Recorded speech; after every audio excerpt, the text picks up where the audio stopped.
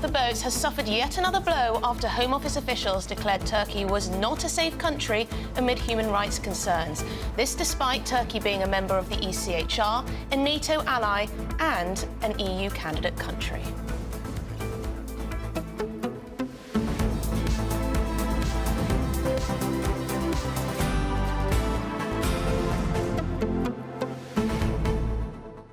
And throughout all our leading stories today, it seems that there is one big theme: law and order.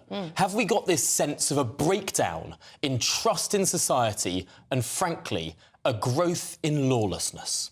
This manhunt for Abdul Ezedi certainly has huge questions to answer, not least whether this is a symptom of a broken asylum system. Why was this man, who had his asylum claim failed twice, and then convicted of sexual assault and another offence, then granted asylum because he converted to Christianity?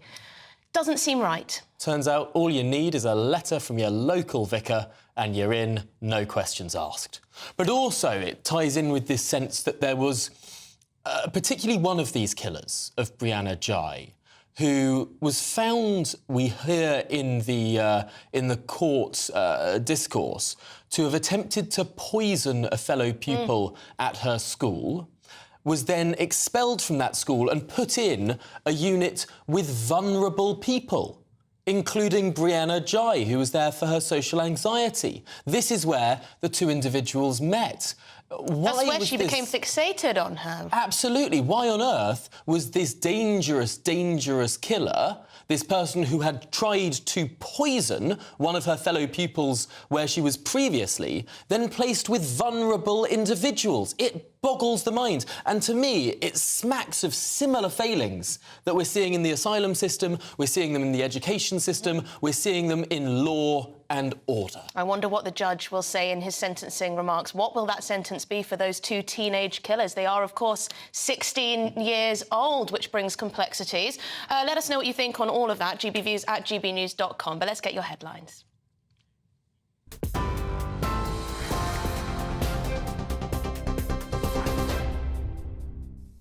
Emily, thank you and good afternoon. Your top stories from the GB newsroom.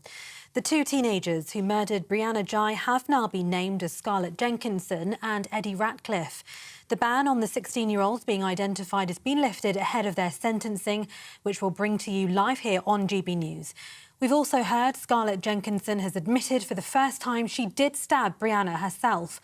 Prosecutors told Manchester Crown Court she snatched the knife from Eddie's hand and stabbed Brianna repeatedly.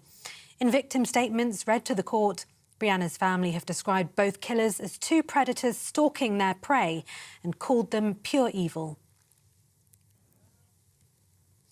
The Home Office is facing growing pressure to carry out an urgent review into how a refugee, the main suspect in this week's chemical attack, was allowed to stay in the UK. Abdul Ezedi, a convicted sex offender still on the run, and was last seen in North London on Wednesday evening.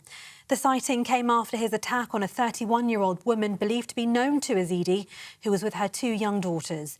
The Crown Prosecution Service have confirmed this morning that Ezedi previously pleaded guilty to one charge of sexual assault and one of indecent exposure. Former Scotland Yard detective Peter Blexley told us earlier he should have never been allowed to stay in the country to carry out the crime. I'm not going to sugarcoat this at all. If anybody wants to appreciate the horrors that we have imported into this country, courtesy of governments, courtesy of the Home Office, courtesy of failings of the Border Force, just how much criminal vermin we have imported into this country, then go onto the internet and simply search asylum seeker convicted. There are a litany of cases of people committing the most serious crime. A potential deal to send migrants back to Turkey aimed at stopping small boat crossings seems unlikely to get the go-ahead.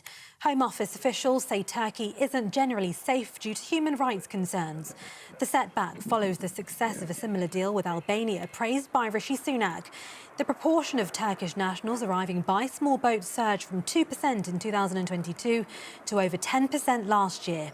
It comes as more than 1,000 migrants have arrived in the UK so far this year after crossing the Channel.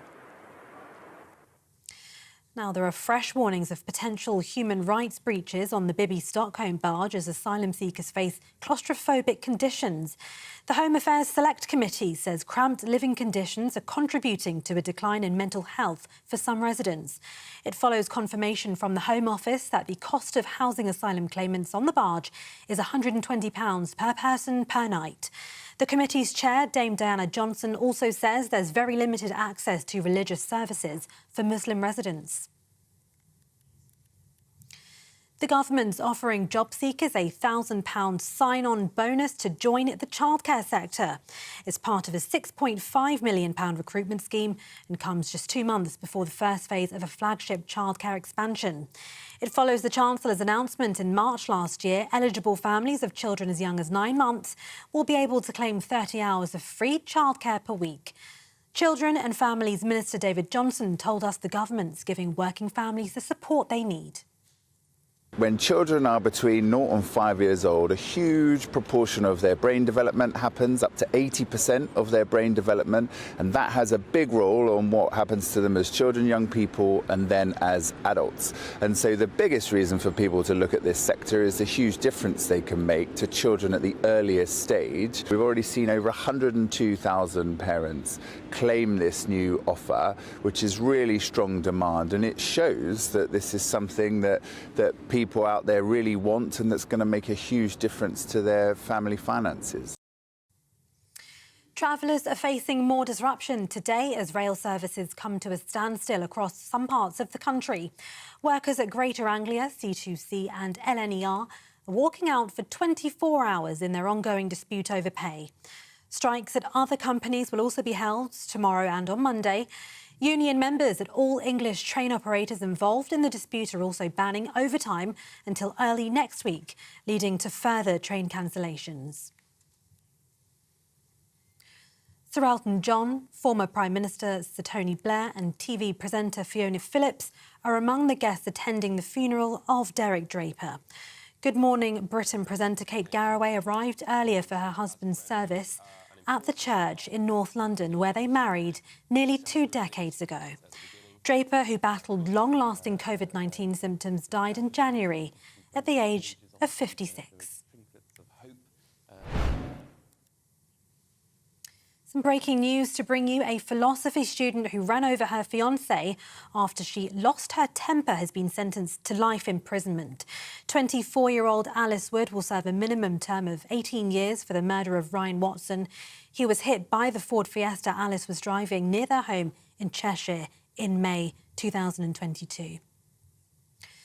For the latest stories, sign up to GB News Alerts by scanning the QR code on your screen or go to gbnews.com/alerts.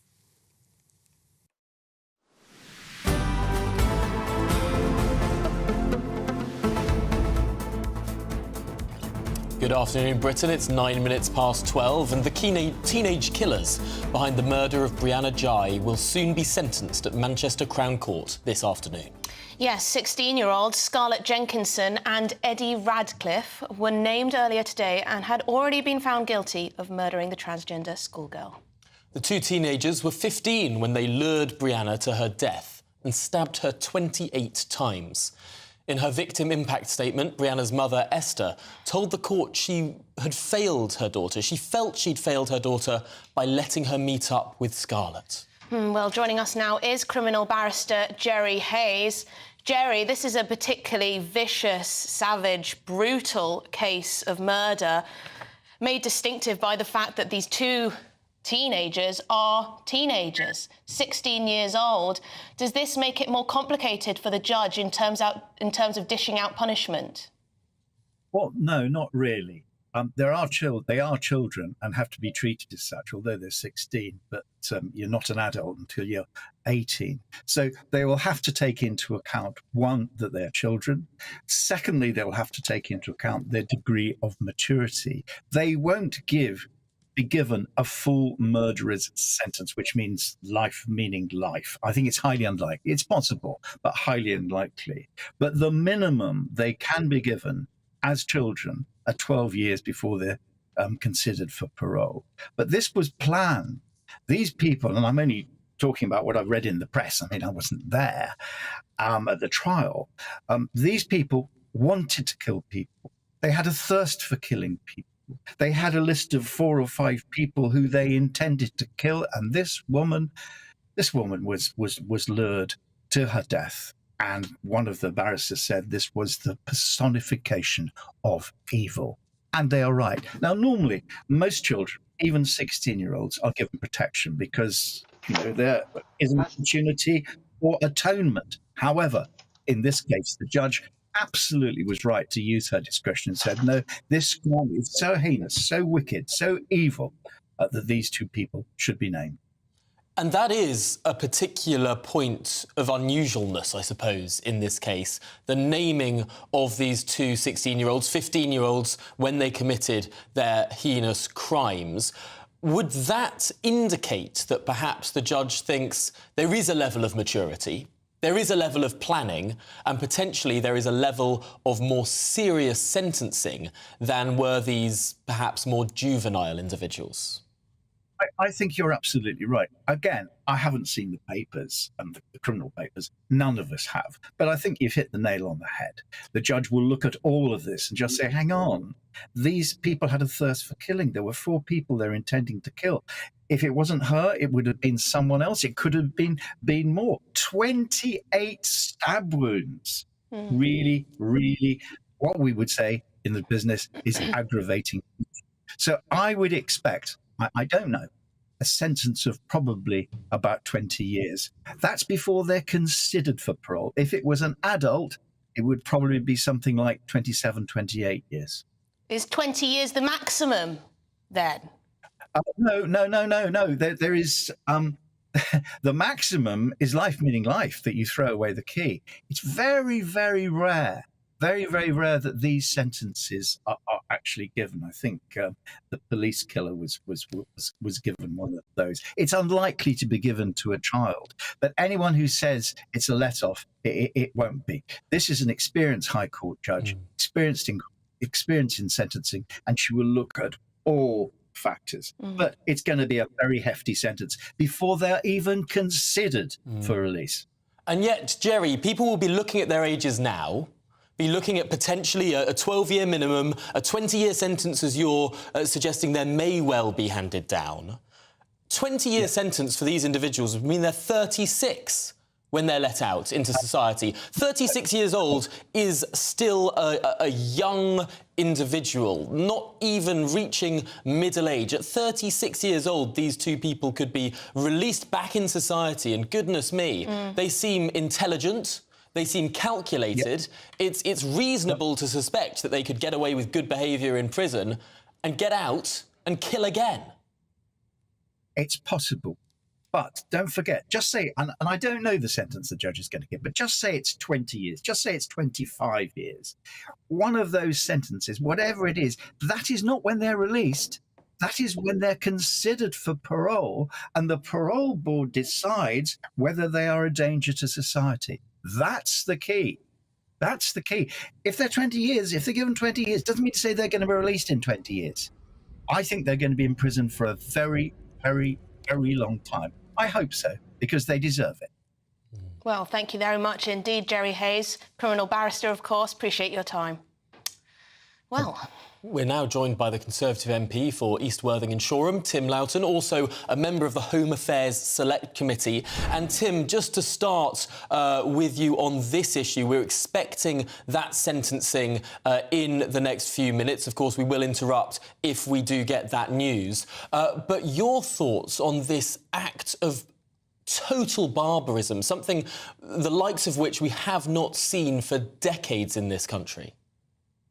Well, it's a particularly brutal murder, and I think what Jerry Hayes said and all the other commentators, that it's the worst attack that many people have seen in a long, long time. It was premeditated, it was sadistic, completely excessive. These are 2 deeply troubled and deeply dangerous individuals, and I completely concur with Jerry Hayes that they need to be locked up away from the public for a very, very long time, whether that's a 20-year minimum before they're considered.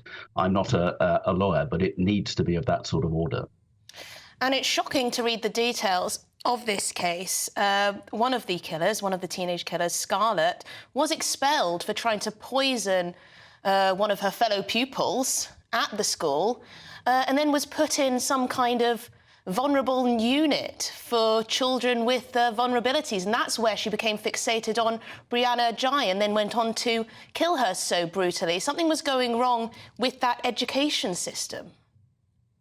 Well, she was not just the vulnerable one. It was the people around her who became vulnerable because she was dangerous. So I don't know the full details about her history and what examination or support services she was subject to. But it's not just the fixation with Brianna Jai, which was absolutely tragic and ended in this terrible, terrible way. It seems she had a list of other people who were on her target list as well. She's deeply, deeply dangerous, and that's why she needs to be locked away for a long, long time.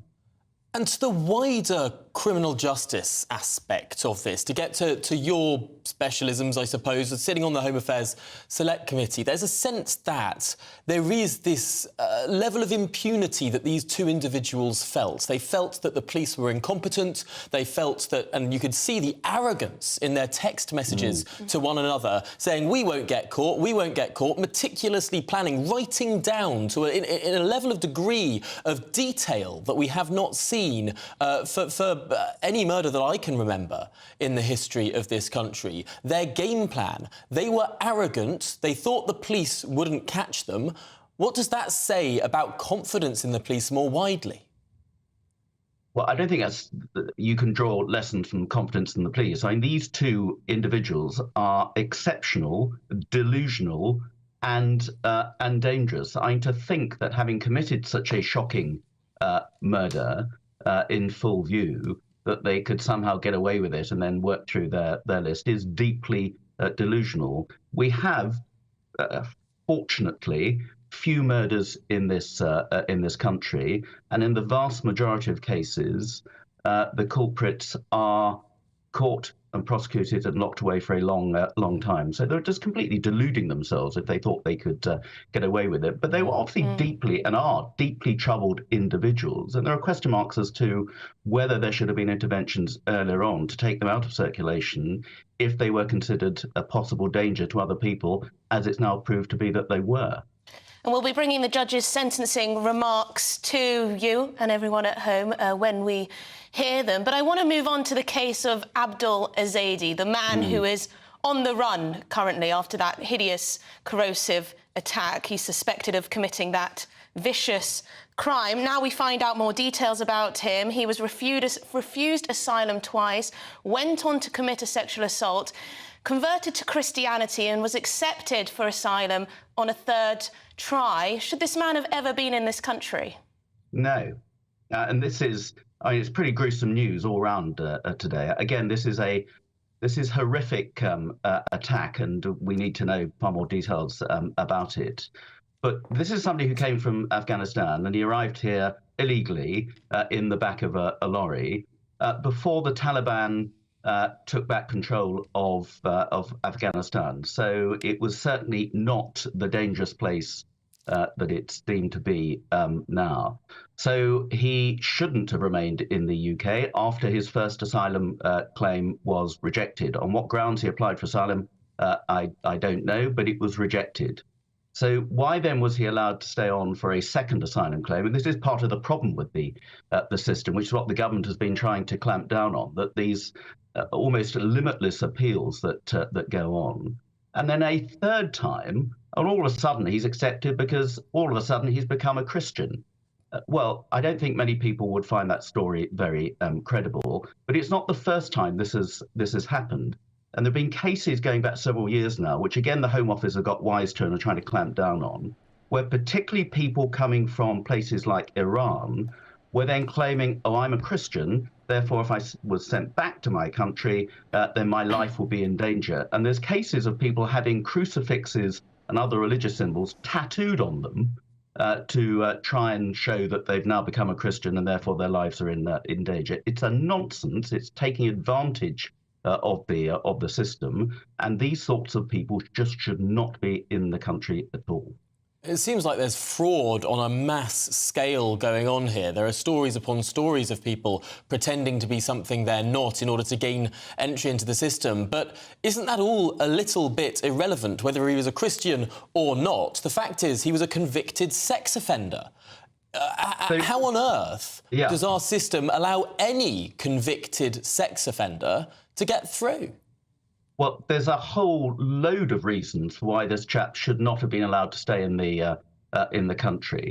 And the fact that he had a criminal record of sex offences as well alone should have been grounds for him being deported from the country. Now, the problem is that we do have problems trying to deport people from certain countries where it's very difficult to get them back to those countries. Iran is a case, Eritrea, and Afghanistan is certainly a case now. The Taliban are in control. And that is why the Rwanda scheme, controversial though it is such an important part of the jigsaw to try and prevent those people getting into the country in the first place, because it's so difficult to get them out of the country, even when they've found to have no credible asylum case. So he shouldn't have been here. He certainly shouldn't have been here when he had a criminal conviction, and he certainly shouldn't have been given a third chance all of a sudden to say, oh, well, I'm a Christian, therefore I can't be sent back. It makes a nonsense of the system. Under the Rwanda scheme, as it is currently constituted, with the bill going through Parliament as it is currently going through Parliament, would Rwanda be compelled to take someone with a criminal record? Or is this one of the many, many cases where Rwanda could say, actually, that person looks a bit too dangerous for us, you keep him? Well, that's up to the negotiation of what's in the small print of who we can actually send to Rwanda. In most cases, it's people who come to the UK, usually using illegal people smugglers, who just do not have a credible asylum case at all. These are the people who we need to deter from coming here, and those would be candidates to be sent to Rwanda if they still endeavour to make that journey. But there are, I mean, with many cases, we can return convicted offenders to those countries, and in many cases, those people would then, if they are still serving a conviction, can serve those convictions in overseas jails. The problem is when you're dealing with countries, dysfunctional countries like Afghanistan and others, it's really problematic as to whether physically you can actually return them to those countries. But this person was clearly dangerous. He should have been monitored in some way if there was no way of putting him in in some secure institution. But I just don't understand how on a third attempt, third time lucky, he was granted leave to remain and his asylum case was upheld. With apparently some vicar vouching for him that he was a genuine Christian. Well, you know, how did that happen? Tim, I want to be frank. Are women and girls less safe in this country because of our broken asylum system? I don't want to generalise in that not all people coming to this country, many of them who are legitimate asylum seekers, we cannot conflate them with all being criminals and villains like this chap. The vast majority are not, and the vast majority are genuinely fleeing from persecution and danger. But a lot are not, and within those, there's some people who have very dodgy backgrounds and dodgy records as well. We were particularly concerned on the Home Affairs Select Committee by the very large number who came across, particularly a couple of years ago, from Albania, many of whom again, had no credible claim for fleeing Albania and claiming asylum in the UK, but many of whom we know are involved in trafficking, in drug gangs, and others. That's not to write off all of the Albanian population, absolutely not. But disproportionately, we have an awful lot of Albanians in jail at the moment. Tim, I heard you were quizzing the Home Secretary and the Home Office officials the other day. And you were asking about the number of, essentially, migrants that the Home Office has lost contact with, or disengaged with, I think were the words of the Home Secretary. You suggested the number was as high as 33,000, if I remember correctly. This is very worrying for the general public. Well, it wasn't my figure, and actually back in November we had the Permanent Secretary in front of us who, I have to say, gave a rather disastrous interview with us where they had to admit at that stage that there were just over 17,000 people who had withdrawn their asylum applications or had their asylum applications withdrawn in the previous 12 months. And I asked them, so where are these people now? Hopefully they've all been deported. And the answer then came back, well, we actually don't know. So since then, because of the pressure we've put on the Home Office, we've had some more detail about how many of those have actually been returned. Some of them are reporting to asylum services at the moment, but there's still a large chunk who we're not entirely sure where they are, and that's just not unacceptable. And then since then, we've had quite a lot of people coming across since the Legal Migration Bill came in last July, which is absolutely to try and clamp down on the people who are still using people smugglers. That's reduced that number, but it's still far too many, who have therefore come to the UK illegally. They've committed an offence, and they have been put on bail pending how we deal with them and hopefully returning them out of the country. What I'm concerned about is that quite a few of those, do we really know where they all are and there being an account for them? And that's what we were challenging the Permanent Secretary to the Home Office and the Home Secretary about. I mean, the ministers take this incredibly seriously, but all the time we've got problems with returning people to their countries of origin. We don't have a Rwanda-type scheme which can actually take them out of the country. Well, and Tim, we find out that Turkey's not a goer either. We find out that this morning, that Turkey's... We need more agreements like that. And of course, the EU has had a very expensive agreement with Turkey, which we were originally part of. And that's prevented quite a few more people coming across the Aegean and into Greece and into the EU that way. But it would be helpful to have more returns agreements with countries, because it's worked with Albania. 13,000 Albanians came across in small boats in 2022. Last year, the figure was so just finally, Tim, a word from you on the Home Office civil servants themselves, the Home Office officials who have themselves... This isn't about another country not agreeing with us. This is the British government deciding that Turkey's not safe enough to have a returns agreement with. The EU has a returns agreement with Turkey. Why can't we?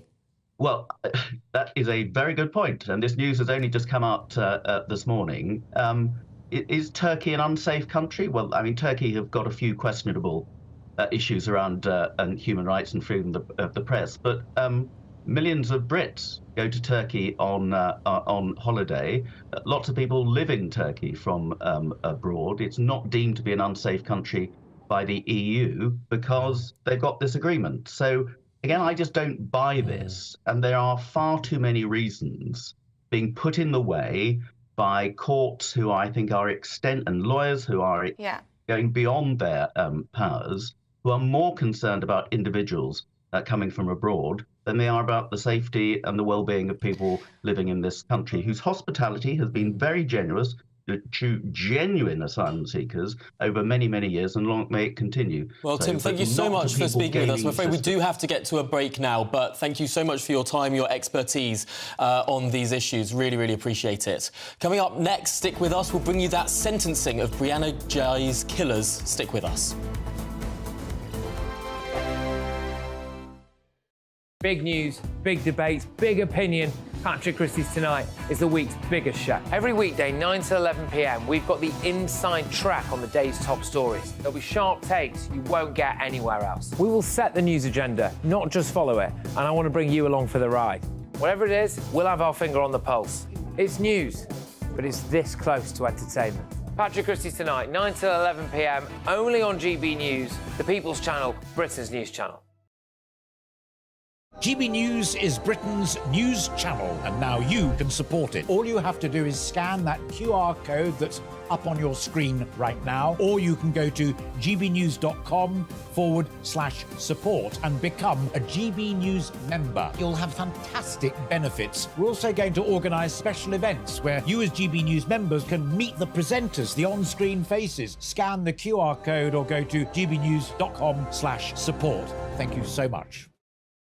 2024, a battleground year. The year the nation decides. As the parties gear up their campaigns for the next general election. Who will be left standing when the British people make one of the biggest decisions of their lives? Who will rise? And who will fall? Let's find out together. For every moment, the highs, the lows, the twists and turns. We'll be with you for every step of this journey. In 2024, GB News is Britain's election channel.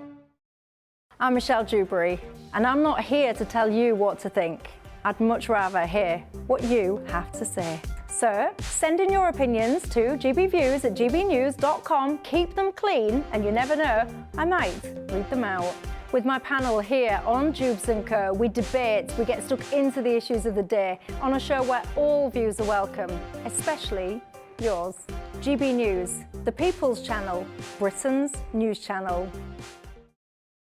I'm Christopher Hope. And I'm Gloria Di Piero, bringing you PMQ's Live here on GB News. Every Wednesday, we'll bring you live coverage of Prime Minister's questions when Rishi Sunak and Sir Keir Starmer go head-to-head in the House of Commons. We'll be asking our viewers and listeners to submit the questions that they would like to put to the Prime Minister, and we'll put that to our panel of top politicians in our Westminster studio. That's PMQ's Live here on GB News, Britain's election channel. In the GB Newsroom, we bring you the news as it happens. With our team of dedicated journalists across the UK, we're ready to give you accurate reporting every day. When the news breaks, we'll be there with bulletins on GB News, the People's Channel, Britain's news channel. Your weekend starts here with Friday Night Live with me, Mark Dolan, 8 till 9 on GB News. Big stories, big guests and big laughs as we get you ready for a cracking weekend. That's Friday Night Live with Mark Dolan. Fridays 8 till 9 on GB News. Bring your own drinks. The admission's free. Good afternoon, Britain. Good afternoon, Britain. Join us, Tom and Emily, To find out what's happening in the heart of Westminster. and why it matters to you. Weekdays from midday, we bring you the most compelling stories from across the United Kingdom. And from your doorstep to our inbox. That's right, we want to hear from you. GB News, Britain's news channel.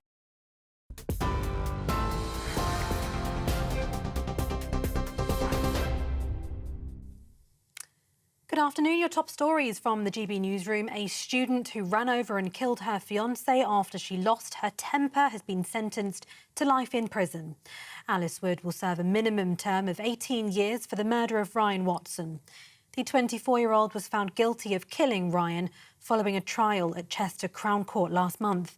He was hit by the Ford Fiesta that Alice was driving near their home in Cheshire, which she'd claimed was a tragic accident. The two teenagers who murdered Brianna Ghey have been named as Scarlett Jenkinson and Eddie Ratcliffe. The ban on the 16-year-olds being identified was lifted ahead of their sentencing, which will bring you live here on GB News. We've also heard Jenkinson has admitted she did stab Brianna herself. Prosecutors told Manchester Crown Court she snatched the knife from Eddie's hand and stabbed Brianna repeatedly. In victim statements read in court, Brianna's family have described both killers as two predators stalking their prey and called them pure evil.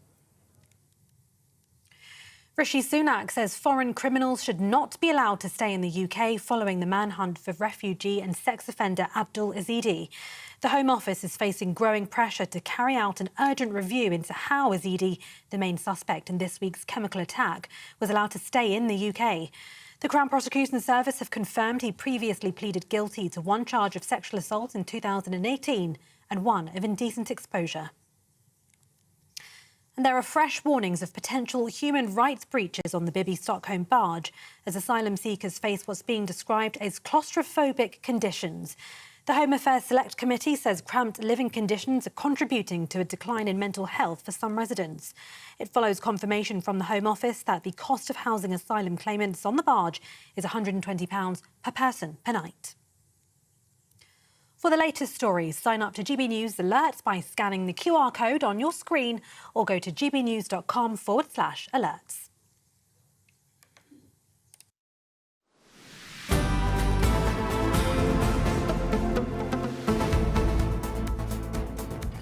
Good afternoon, Britain. It's 35 minutes past 12, and we'll soon be bringing you the sentencing of the killers of Brianna Ghey live here on GB News. Yes, Downing Street said that Rishi Sunak's thoughts are with the family of Brianna Ghey. The Prime Minister's official spokesperson said, first and foremost, the Prime Minister's thoughts are with Brianna's family, friends and loved ones. Obviously, the hurt that they feel is unimaginable, and the Prime Minister shares in the country's horror at this despicable and cowardly murder. So those are the words from the Prime Minister's spokesperson, saying thoughts are with the families affected and impacted by this horrific murder. And, of course, we're waiting for that sentencing. As soon as it happens, we'll bring it to you live here on Good Afternoon Britain on GB News. And it's worth noting that from the court, Scarlett Jenkinson has admitted for the first time to stabbing Brianna Ghey. It'll be very interesting to see what the judge decides with this sentence. How harsh will it be? How long will it be, crucially? But moving on, a deal to send illegal migrants back to Turkey looks unlikely after Home Office officials declared that the NATO member state is unsafe. Yes, so in a major blow to Rishi Sunak's Stop the Boats mission, civil servants said they have concerns about Turkey's human rights record. 3,000 illegal migrants from Turkey landed on British shores in 2023. Well, joining us now is Catherine Forster, our political correspondent, to bring us the latest on this story. We just spoke to Tim Loughton, who seemed as though he didn't agree with Turkey being deemed an unsafe country. What do we know? Yes, indeed. Well, this appears to have come not from another country involved, but from the Home Office itself. The officials there have declared that Turkey is, a quote, a state that does not meet the criteria of being generally safe. Now, this is yet another blow to Rishi Sunak's pledge to stop the boats. It's something that's very easy for the public to understand. 3 words, stop the boats. He's running out of time before the next election. And they really had hoped to get a similar returns agreement going with Turkey, as they did very successfully last year with Albania. Now, that worked brilliantly because there were large numbers of Albanians crossing the channels. And as soon as that returns agreement was put in place, the numbers dropped by 90%.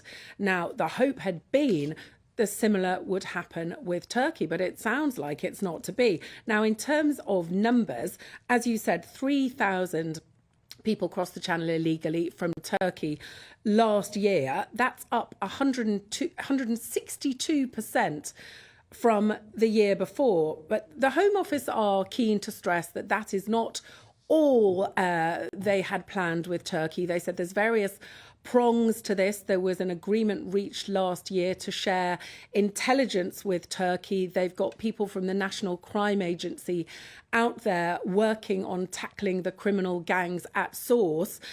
Most of the dinghies, the boats that are used for these illegal crossings, are in fact manufactured now in Turkey. So they're working with the Turks to try to crack down on those boats. So it's one strand, they will say, but hugely damaging to Rishi Sunak's plans. It just feels like constant obstacles being thrown in his way. The battle, you know, in the House of Lords, it's going to be heavily amended, the Safety of Rwanda bill. Even when it gets through Parliament in weeks and months, it's likely to be challenged in the court. So Rishi Sunak saying he's going to stop the boats and do so by the next election. I mean, he's not promising that, is he? Because I think we can safely say it's not going to happen. But this all doesn't help the Conservatives' poll rating. And of course, part of the Brexit vote was control of our borders, something which we manifestly seem not to have. Perhaps the bigger question is control of our own civil service, of our own Home Office officials, because ultimately, if Turkey isn't deemed safe by the Home Office, Turkey, an EU applicant state, a member of NATO, a member of the ECHR, what on earth kind of country in the world wouldn't be deemed unsafe by our Home Office? Frankly, is this a question of a lack of grip from this government on its own officials?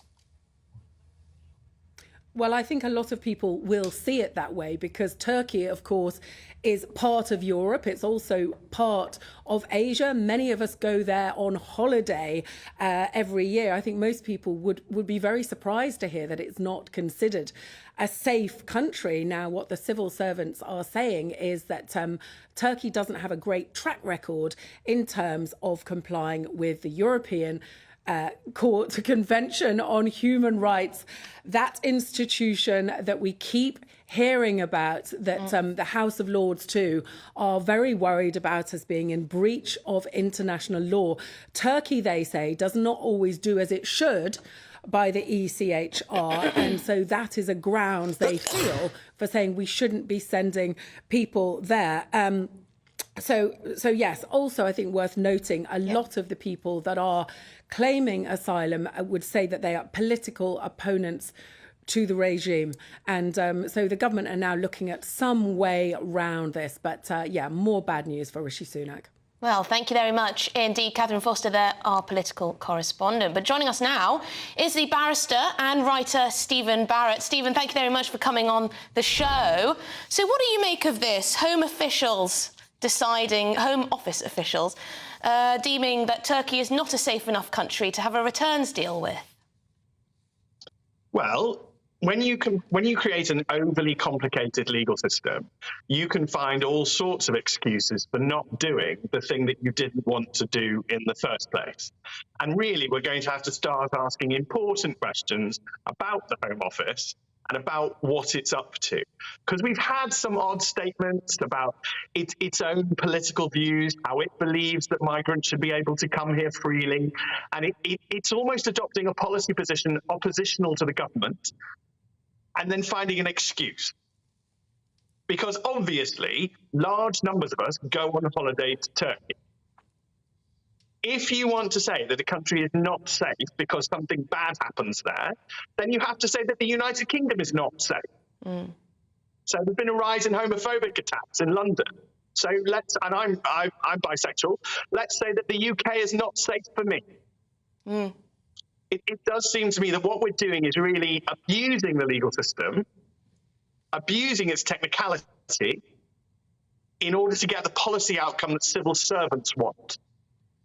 Frankly, civil servants work for ministers. Why on earth are ministers not able to get a grip on civil servants? Or is it simply that the law, quote unquote, has a greater influence, that civil servants are more likely to look to the words of people in your profession, Stephen, than the ministers who are supposed to be in charge?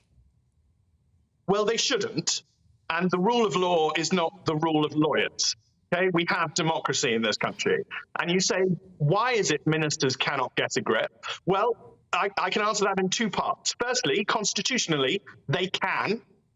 But the second part is if they want to.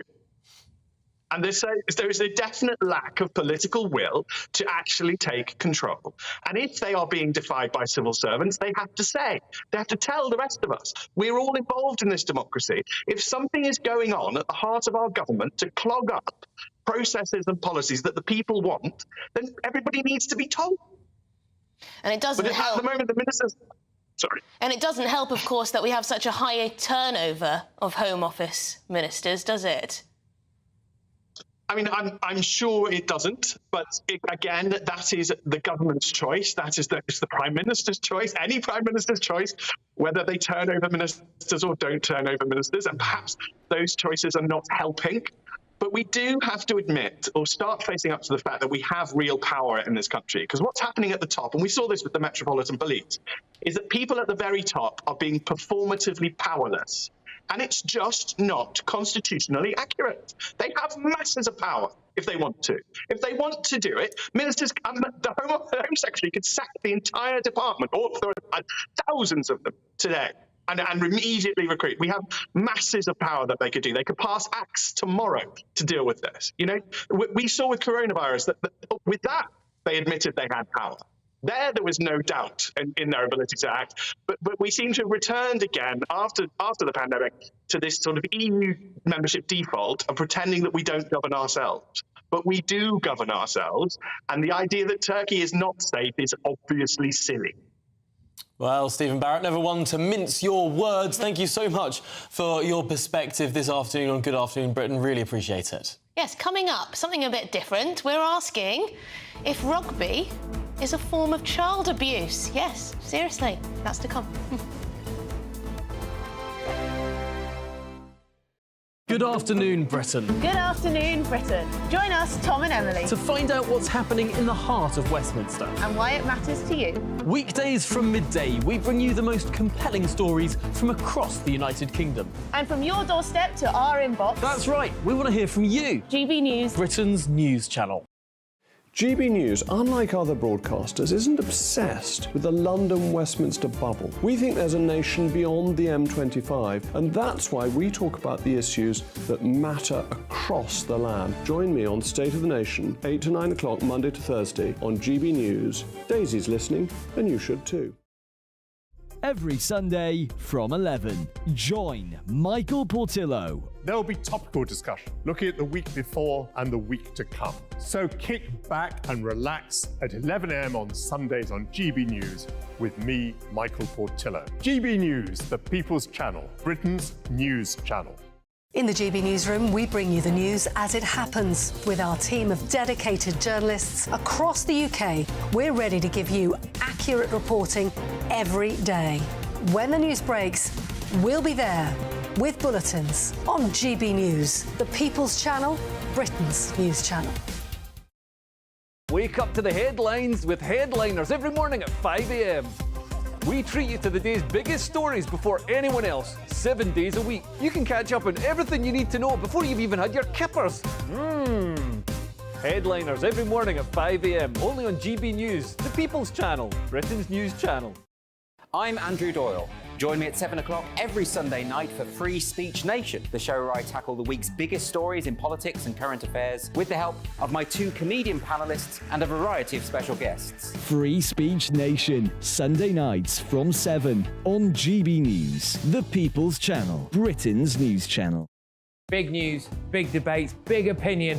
Patrick Christie's Tonight is the week's biggest show. Every weekday, 9 to 11 p.m, we've got the inside track on the day's top stories. There'll be sharp takes you won't get anywhere else. We will set the news agenda, not just follow it, and I want to bring you along for the ride. Whatever it is, we'll have our finger on the pulse. It's news, but it's this close to entertainment. Patrick Christie's Tonight, 9 to 11 p.m, only on GB News, the People's Channel, Britain's news channel. Now then, Lee Anderson here. Join me on GB News on my show, The Real World, every Friday at 7 p.m. I'm not eating bloody cat. Are you Delicious. mental? Open your mouth. OK, here comes a train. Reminds me of the scene in Singing in the Rain. Adam, is that a good one? Whoa! Join me at 7 on GB News, Britain's news channel. When the news happens, it happens here. And really important breaking news. Breaking news this morning. On TV, radio and online, the news starts here on Britain's Newsroom. All the biggest stories and the answers that you need from across the UK and beyond. Join Britain's Newsroom from 9:30 on GB News. The People's Channel, Britain's news channel. Have a great Saturday night with me, Leo Curse, on the Saturday Night Showdown. It's a crazy world out there, so come and make fun of it with me, my panel of comedians, and a couple of people who actually know what they're talking about. This Saturday Night Showdown is your front row ticket to the clown show every Saturday, only on GB News, the People's Channel, Britain's news channel.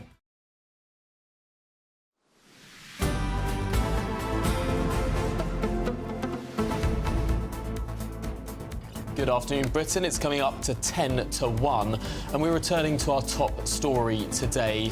We're awaiting the sentencing of the killers of Brianna Ghey, the schoolgirl who was stabbed to death last year. There they are on the screen, the 2 teenagers.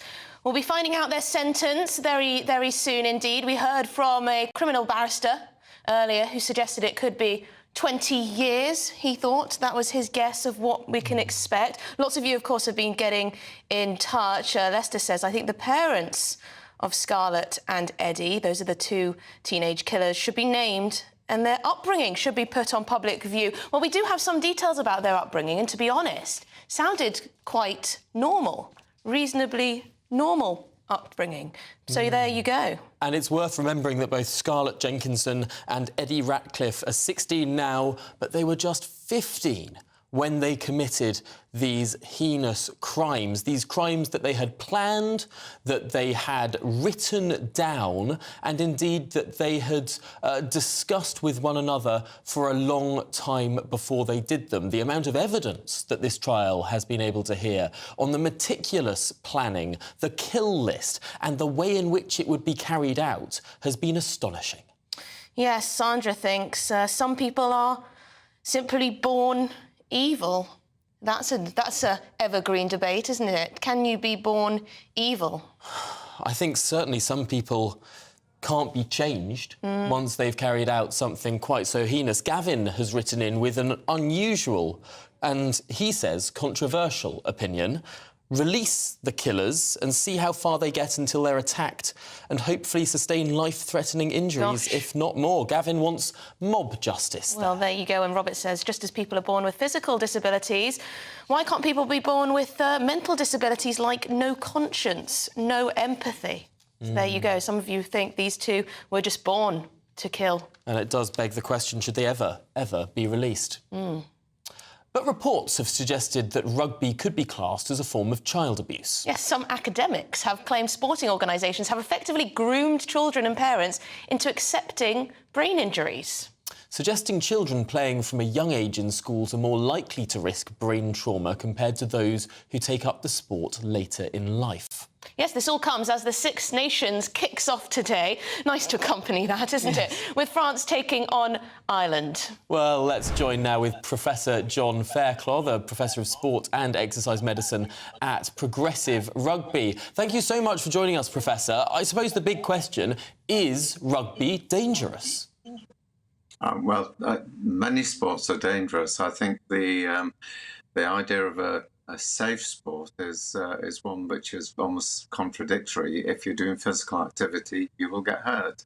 One of the oddest things is that the ones that you think are not particularly dangerous, like horse riding, actually per hour have more injuries. But I don't think we should underplay the fact that contact sports are problematic. I presented to the House of Parliament about concussion, and we do recognise that impact sports do carry problems, and it's the duty of all of us in rugby, I've been here almost 50 years, do have a responsibility of changing the rules so that children are put at minimal risk. The age of contact, for example, must be modified. But I think it's terribly unhelpful when we actually mix the injuries with a research suggestion. This is an opinion piece which was performed, not a piece of research. The important aspect is parents should not be concerned and should not be bullied into thinking that they're doing wrong by letting their children play sport. We had enough control over children with locking them up in COVID. You have to realise that sport is actually a benefit to children, not one that should be at risk. We have to alter the rules, sure, but we must actually not feel that the parents are guilty for letting their children play sport.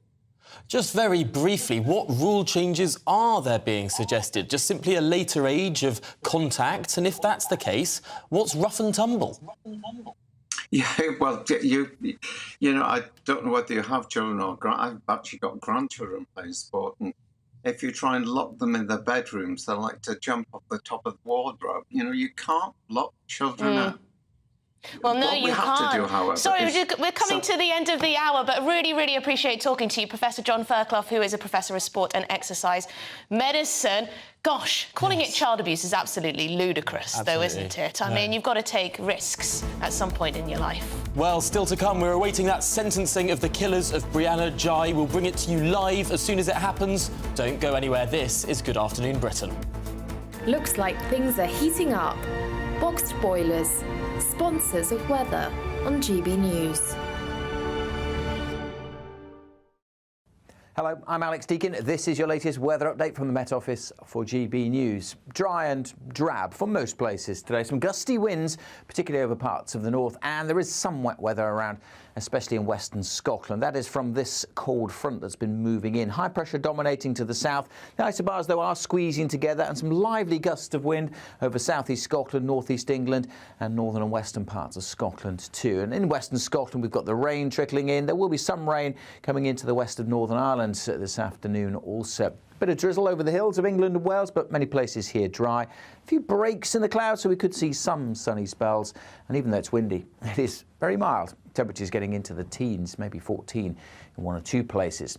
Through this evening and overnight, a bit more rain will push through Northern Ireland and spread into parts of northern England and later into parts of Wales. The rain clearing from central and eastern Scotland. Some good breaks in the cloud here. Plenty of showers coming into western Scotland. Much of the south will stay dry and cloudy and very mild, double digits overnight. Still quite breezy as well. And it's a bit of a messy picture then for Saturday.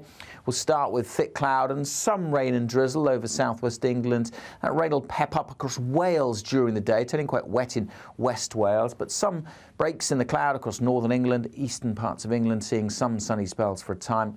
Bright and blustery for eastern Scotland, with more showers to come in the northwest. That warm feeling inside from Boxed Boilers, sponsors of weather on GB News.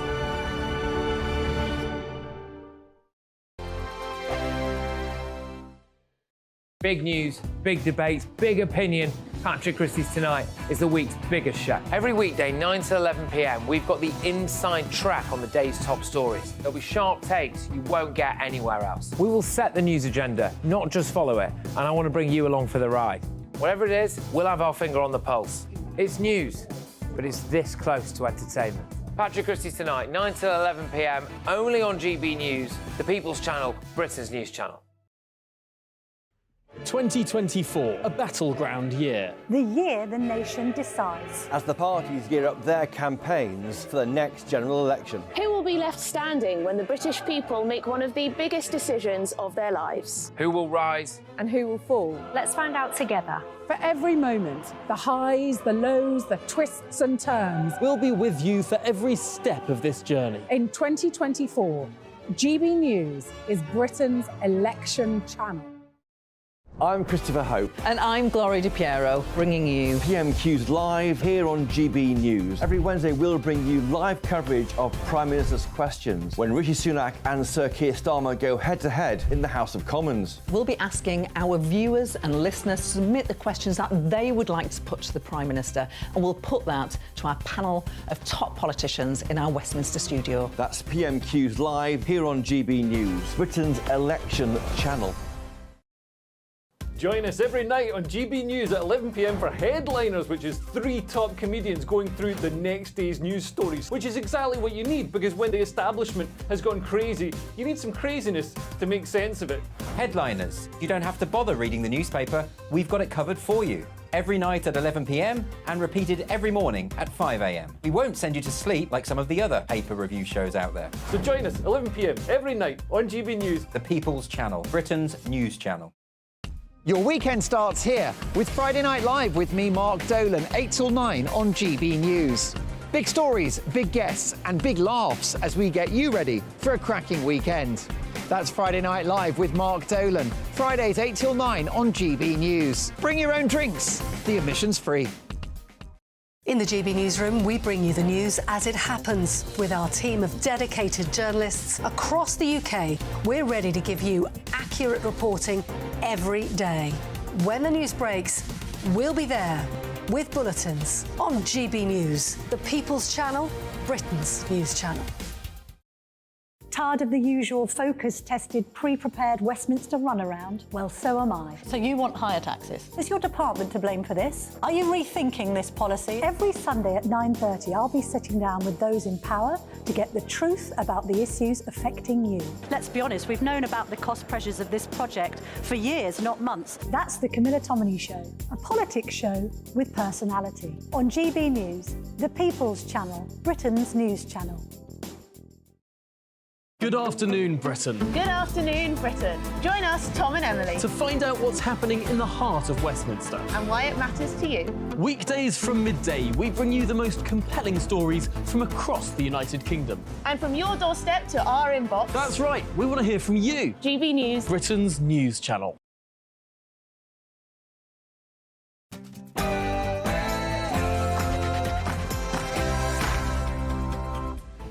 Good afternoon, Britain. It is 1 o'clock on Friday, the 2nd of February. Brianna Ghey killers named. Scarlett Jenkinson and Eddie Ratcliffe, both aged 16, have been exposed as the twisted teenagers responsible for the sordid murder of Brianna Ghey. We await the judge's sentence. Manhunt continues. Abdul Ezedi, the refugee and convicted sex offender suspected of throwing chemicals over a mother and her 2 daughters, was granted asylum on his 3rd attempt after converting to Christianity. Should convicted criminals ever be given sanctuary in this country? No returns deal with Turkey. Rishi Sunak's bid to stop the boats has suffered yet another blow after Home Office officials declared Turkey was not a safe country amid human rights concerns. This despite Turkey being a member of the ECHR, a NATO ally, and an EU candidate country.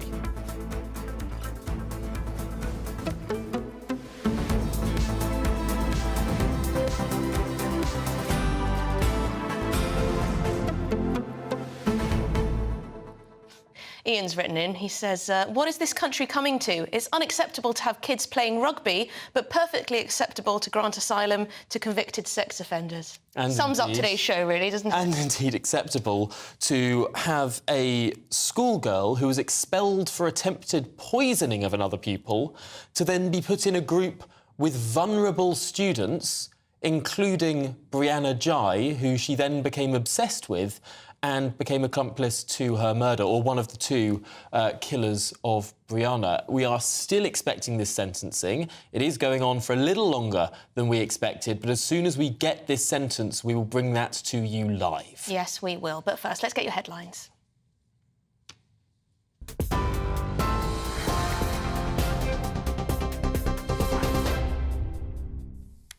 Emily, thank you. 2 minutes past 1. Your top stories from the GB Newsroom. The 2 teenagers who murdered Brianna Ghey have been named as Scarlett Jenkinson and Eddie Ratcliffe.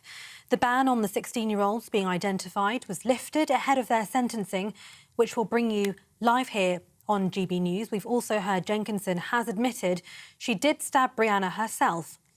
Prosecutors told Manchester Crown Court she snatched the knife from Eddie's hand and stabbed Brianna repeatedly. In victim statements read to the court, Brianna's family have described both killers as 2 predators stalking their prey and called them pure evil. A student who ran over and killed her fiancé after she lost her temper has been sentenced to life in prison. Alice Wood will serve a minimum term of 18 years for the murder of Ryan Watson. The 24-year-old was found guilty of killing Ryan following a trial at Chester Crown Court last month. He was hit by the Ford Fiesta Alice was driving near their home in Cheshire, which she had claimed was a tragic accident. Rishi Sunak says foreign criminals should not be allowed to stay in the UK following the manhunt for refugee and sex offender Abdul Ezedi. The Home Office is facing growing pressure to carry out an urgent review into how Ezedi, the main suspect in this week's chemical attack, was allowed to stay in the UK. The Crown Prosecution Service have confirmed he previously pleaded guilty to 1 charge of sexual assault in 2018 and 1 of indecent exposure. There are fresh warnings of potential human rights breaches on the Bibby Stockholm barge as asylum seekers face what's being described as claustrophobic conditions. The Home Affairs Select Committee says cramped living conditions are contributing to a decline in mental health for some residents. The cost of housing asylum claimants on the barge is £120 per person per night. It comes as the Home Office has asked for an emergency £2.6 billion after spending more than expected on asylum accommodation. In a written statement, James Cleverly made the request for a contingencies fund advance. Last year, the government spent around £8 million a day for migrant accommodation, with official figures showing more than 50,000 were housed in hotel rooms. Meanwhile, a potential deal to send migrants back to Turkey aimed at stopping small boat crossings seems unlikely to get the go-ahead. Home Office officials say Turkey isn't generally safe due to human rights concerns. The setback follows the success of a similar deal with Albania, praised by Rishi Sunak. The proportion of Turkish nationals arriving by small boats surged from 2% in 2022 to over 10% last year. Downing Street has denied that the potential returns agreement has fallen through. The government's offering a £1,000 sign-on bonus for those to join the childcare sector. It's part of a £6.5 billion recruitment scheme and comes just 2 months before the first phase of a flagship childcare expansion. It follows the Chancellor's announcement in March last year. Eligible families of children as young as 9 months will be able to claim 30 hours of free childcare per week. Children and Families Minister David Johnston told us the government's giving working families the support they need. When children are between 0 and 5 years old, a huge proportion of their brain development happens, up to 80% of their brain development, and that has a big role on what happens to them as children, young people, and then as adults. And so the biggest reason for people to look at this sector is the huge difference they can make to children at the earliest stage. We've already seen over 102,000 parents claim this new offer, which is really strong demand, and it shows that this is something that people out there really want and that's going to make a huge difference to their family finances. Travellers are facing more disruption today as rail services come to a standstill across some parts of the country. Workers at Greater Anglia, C2C and LNER are walking out for 24 hours in their ongoing dispute over pay. Strikes at other companies will also be held tomorrow and on Monday. Union members at all English train operators involved in the dispute are also banning overtime until early next week, leading to further train cancellations. Sir Elton John, former Prime Minister Sir Tony Blair and TV presenter Fiona Phillips are among the guests attending the funeral of Derek Draper. Good Morning Britain presenter Kate Garraway arrived earlier for her husband's service at the church in North London, where they married nearly 2 decades ago. Draper, who battled long-lasting COVID symptoms, died in January at the age of 56.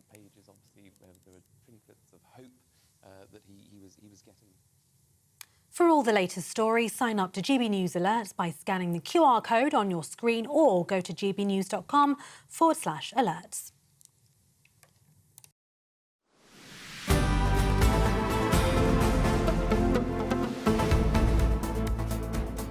Good afternoon, Britain. It's 7 minutes past 1, and the teenage killers who murdered Brianna Ghey will soon be sentenced at Manchester Crown Court.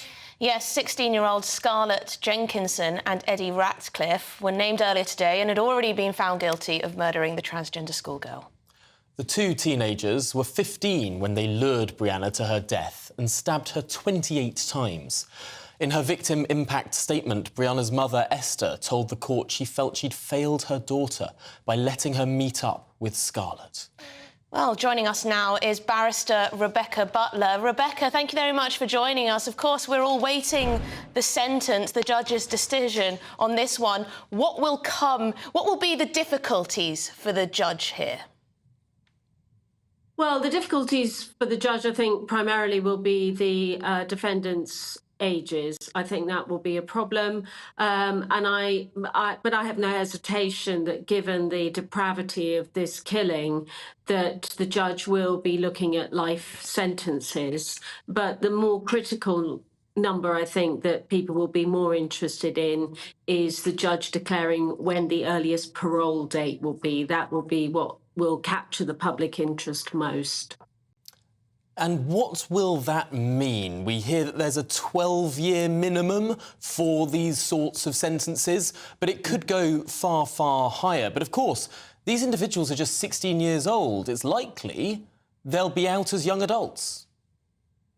Yes, they will be out as young adults. And of course, the story today is all about lifting the anonymity orders that were in place during the trial. And I think what the viewers need to know is that just because they've been named today, they would in any event have been open to being named by the time they got to 18. They will be in custody then as well. But when they are released, like Venables and Thompson, the Jamie Bulger killers, the anonymity lifting will be almost irrelevant because these two will be granted new identities when they are eventually released on parole, which is inevitably going to happen. Rebecca, why can't they be given a whole life order?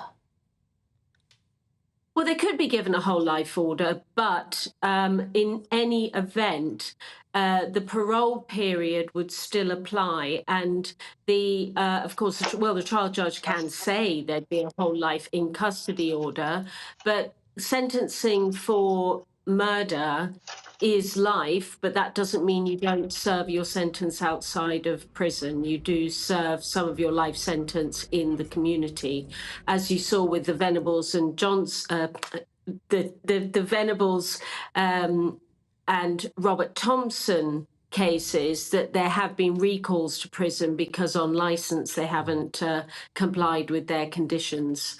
Post-release. So, and isn't this the concern for many people, particularly with someone like Venables, so depraved at such a young age? Clearly, prison did not fix him. Clearly, there are some people in society who cannot be fixed. And reading the gruesome details, the obsession of these two then 15-year-olds, now 16-year-olds, with a series of serial killers, their kill list, their meticulously planned attack. These were intelligent children who planned to kill because they enjoyed it. I find it very hard to believe, and I would very much doubt that many people in this country would believe, that these are people who could be reformed. They could be out in their 30s. They could kill again. Yes, I mean, there is no doubt, reading the facts in this case, that these are two sadistic, depraved individuals. But half of the purpose of putting people into custody is to fix them.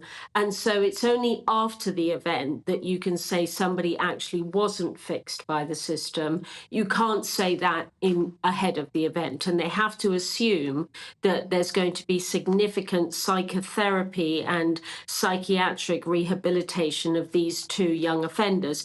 The other thing is, I mean, part of the reason behind lifting the anonymity is so that, I quote, lessons can be learned. And we all know what happens when lessons are to be learned. They seldom are learned. And all of the risk factors that were ignored, all of the red flags that went up with both of these children will all be analysed in great detail. And I can reassure your viewing public that absolutely nothing will change in the way the education system treats children that really ought not to be in mainstream school, and no lessons are going to actually be learned here, because these children, even though they have committed a horrendous, depraved attack, these children are also victims of a system that doesn't treat them for the problems they've got.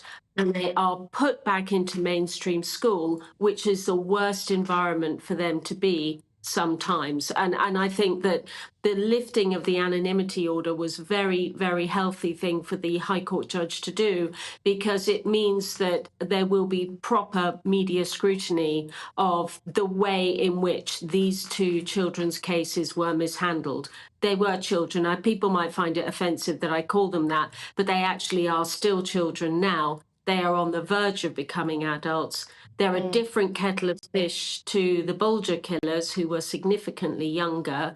These are two individuals on the verge of adulthood, and they are going to pose significant challenges to the rehabilitation services in the prison system. Yeah, and it'll be very interesting to see if the judge decides two very different sentences to the girl and the boy perpetrator here. Thank you very much, Rebecca Butler, barrister, of course. Well, let's join now with Paul Scully, MP, recently Minister for London, but also Conservative Vice Chairman in days past. Paul, thank you so much for joining us. Let's start, of course, with our top story today. Brianna Ghey, we haven't yet had the sentencing, but we are expecting it any minute. A truly depraved case. Do you agree with the fact that these names were released? Normally, of course, we don't see that for people under the age of 18. Hi, Tom. It's good to speak to you. And I do. I think for the reasons that you've heard, I think it's the more information that gets out there. I think the better. These people were nearly 18. They've clearly been subjected, Paul Brianna Gray, to the most horrendous death.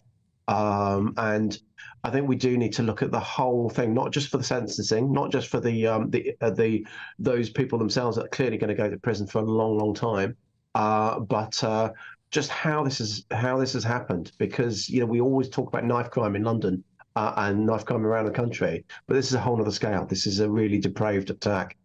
Yes, and it looks like there's going to be an independent child safeguarding review into Brianna's murder, of course, but also the interactions of these two killers with the police, with social services and, crucially, with the schools. So we'll find out more details there of what went wrong and perhaps whether this horrible, horrific murder could have been prevented.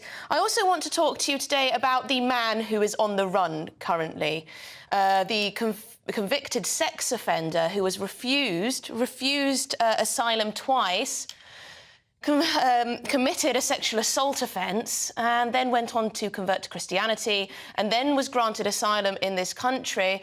I asked Tim Loughton this question earlier, but do you think this man should have been in this country?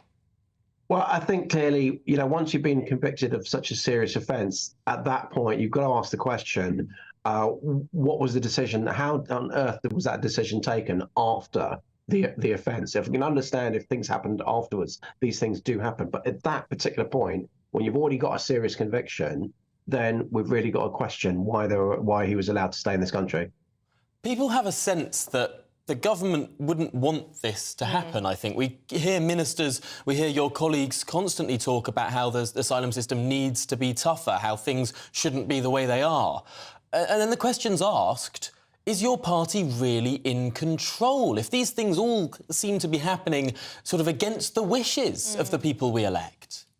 Well, I think the party's in control as best it can be, but the Home Office and the Border Force are really massive agencies that have struggled to keep up with the situation in terms of processing, in terms of decision-making over last couple of decades, and it's never really caught up over that process. I remember when the coalition came in 2010, it took over, I think, it set up a legacy unit to go through 250,000 visa applications. It's always playing catch up. And in those, you're then going to get decisions. You're always going to get some bad decisions amongst the hundreds of thousands that are taken every year. But we do need to get a better grip on the whole situation. And Paul, just lastly, reading this morning that a returns deal with Turkey has essentially been ruled out by Home Office officials. They say that Turkey is not a safe country. How big a blow is this? Well, I think it's significant because there are clearly people coming through those channels, that route, and so we've got to I think look again to see. I haven't seen the detail yet about why they believe that. Clearly, there is some political difficulties in Turkey at the moment, especially between Turkey and Kurdistan, for example. But we just have to get a resolution on this because it is one of the main routes into Europe. It does seem bonkers that the EU has a returns deal with Turkey, albeit a dysfunctional one, but we don't. But, Paul, I'm afraid we have run out of time there. Thank you so much for joining us here on Good Afternoon Britain. Yes. Appreciate your time. Well, let's return to that sentencing, which is coming very shortly for the killers of 16-year-old Brianna Ghey. Joining us from Manchester Crown Court is our North West reporter, Sophie Reaper. Sophie, tell us a little bit about what's been said in the court and when we might expect the sentence. Well, those names, Scarlett Jenkinson and Eddie Ratcliffe, now already notorious as the murders of transgender teenager Brianna Ghey. Until today, we, of course, have been able to report them only as Girl X and Boy Y. That's been due to legal restrictions, considering they're both still under 18. However, those restrictions have now been lifted, and that's why we've been able to bring you their names and their faces. Also, for the first time today, we've heard that Scarlett Jenkinson has admitted admitted her part in Brianna's murder. That throughout the course of the trial, both she and Eddie denied any involvement, instead blaming the other for Brianna's death, but she has now admitted her part. She's given a couple of different accounts, the judge herself saying that she can't trust a word that Scarlett has said, but in one version, Scarlett has admitted that Eddie threw Brianna to the floor and then stabbed her 3 or 4 times. She said that then Eddie panicked and she instead took the knife and continued to stab Brianna as she lay on the floor. Now, one thing that remains the same in all of her accounts was that she was satisfied and excited as she stabbed Brianna Jai as she lay there on the floor. And when she was asked by counsellors and by social workers what her motivation was for this, she told them it was because Brianna was her friend and she didn't want her to be able to leave her. She also admitted that she had planned on taking a token of Brianna away with her after carrying out that murder. So some really rather horrendous details we've been hearing here at Manchester Crown Court today. And we've also, of course, heard those victim impact statements from Brianna's family members, and I've taken just a couple of the really poignant moments. Her father saying, "No amount of time spent in prison will be enough for these monsters. I cannot call them children as that makes them sound naive or vulnerable, which they are not. They are pure evil. Brianna was the vulnerable one." Her mother, who actually was too upset to speak in the court, it was her intention initially to speak and read out her impact statement, but in the end it was too much for her and that was read out for her. She said, "Scarlett and Eddie are a danger to society. We would never want them to have the opportunity to carry out their sick fantasies on another vulnerable person." Now, we will be shortly finding out about the sentencing. We're expecting that to take place around 2:15 this afternoon. Well, Sophie, we'll be back with you throughout the programme, of course, as we learn more. Thank you so much for bringing us that overview. So 2:15, that's when we're expecting the sentencing. But coming up, we will be debating if convicted criminals should ever be allowed asylum. This is Good Afternoon Britain on GB News.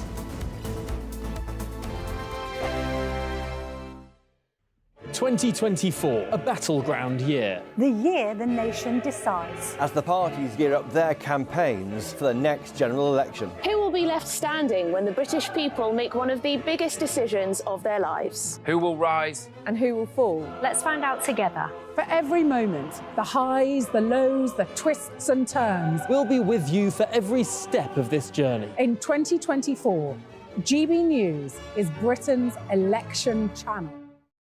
Big news, big debates, big opinion. Patrick Christie's Tonight is the week's biggest show. Every weekday, 9 to 11 p.m, we've got the inside track on the day's top stories. There'll be sharp takes you won't get anywhere else. We will set the news agenda, not just follow it, and I want to bring you along for the ride. Whatever it is, we'll have our finger on the pulse. It's news, but it's this close to entertainment. Patrick Christie's Tonight, 9 to 11 p.m, only on GB News, the People's Channel, Britain's news channel. GB News is Britain's news channel, and now you can support it. All you have to do is scan that QR code that's up on your screen right now, or you can go to gbnews.com/support and become a GB News member. You'll have fantastic benefits. We're also going to organise special events where you as GB News members can meet the presenters, the on-screen faces. Scan the QR code or go to gbnews.com/support. Thank you so much. Wake up to the headlines with Headliners every morning at 5 a.m. We treat you to the day's biggest stories before anyone else, 7 days a week. You can catch up on everything you need to know before you've even had your kippers. Headliners every morning at 5 a.m, only on GB News, the People's Channel, Britain's news channel. When the news happens, it happens here. And really important breaking news. Breaking news this morning. On TV, radio and online, the news starts here on Britain's Newsroom. All the biggest stories and the answers that you need from across the UK and beyond. Join Britain's Newsroom from 9:30 on GB News. The People's Channel, Britain's news channel. Now then, Lee Anderson here. Join me on GB News on my show, The Real World, every Friday at 7 p.m. I'm not eating bloody cat. Are you Delicious. mental? Open your mouth. OK, here comes a train. Reminds me of the scene in Singing in the Rain. Adam, is that a good one? Whoa! Join me at 7 on GB News, Britain's news channel. I'm Andrew Doyle.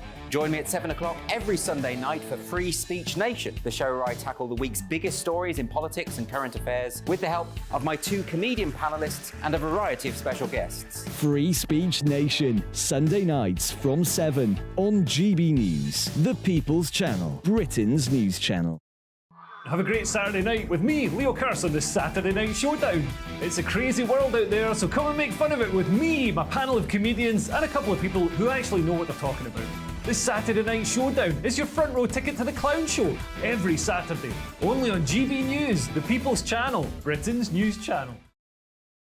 Every Sunday from 11, join Michael Portillo. There will be topical discussion, looking at the week before and the week to come. So kick back and relax at 11 a.m. on Sundays on GB News with me, Michael Portillo. GB News, the People's Channel, Britain's news channel.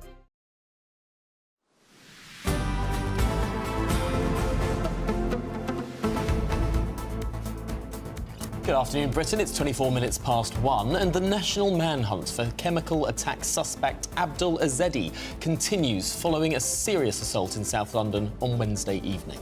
Yes, the 35-year-old was last seen in a North London supermarket on the same night, and we now know he had been rejected for asylum twice and granted it the third time after being convicted of a sexual offence back in 2018. Well, joining us from North London, where Mr. Ezedi was last seen, is our reporter Ray Addison. Ray, what have we learned?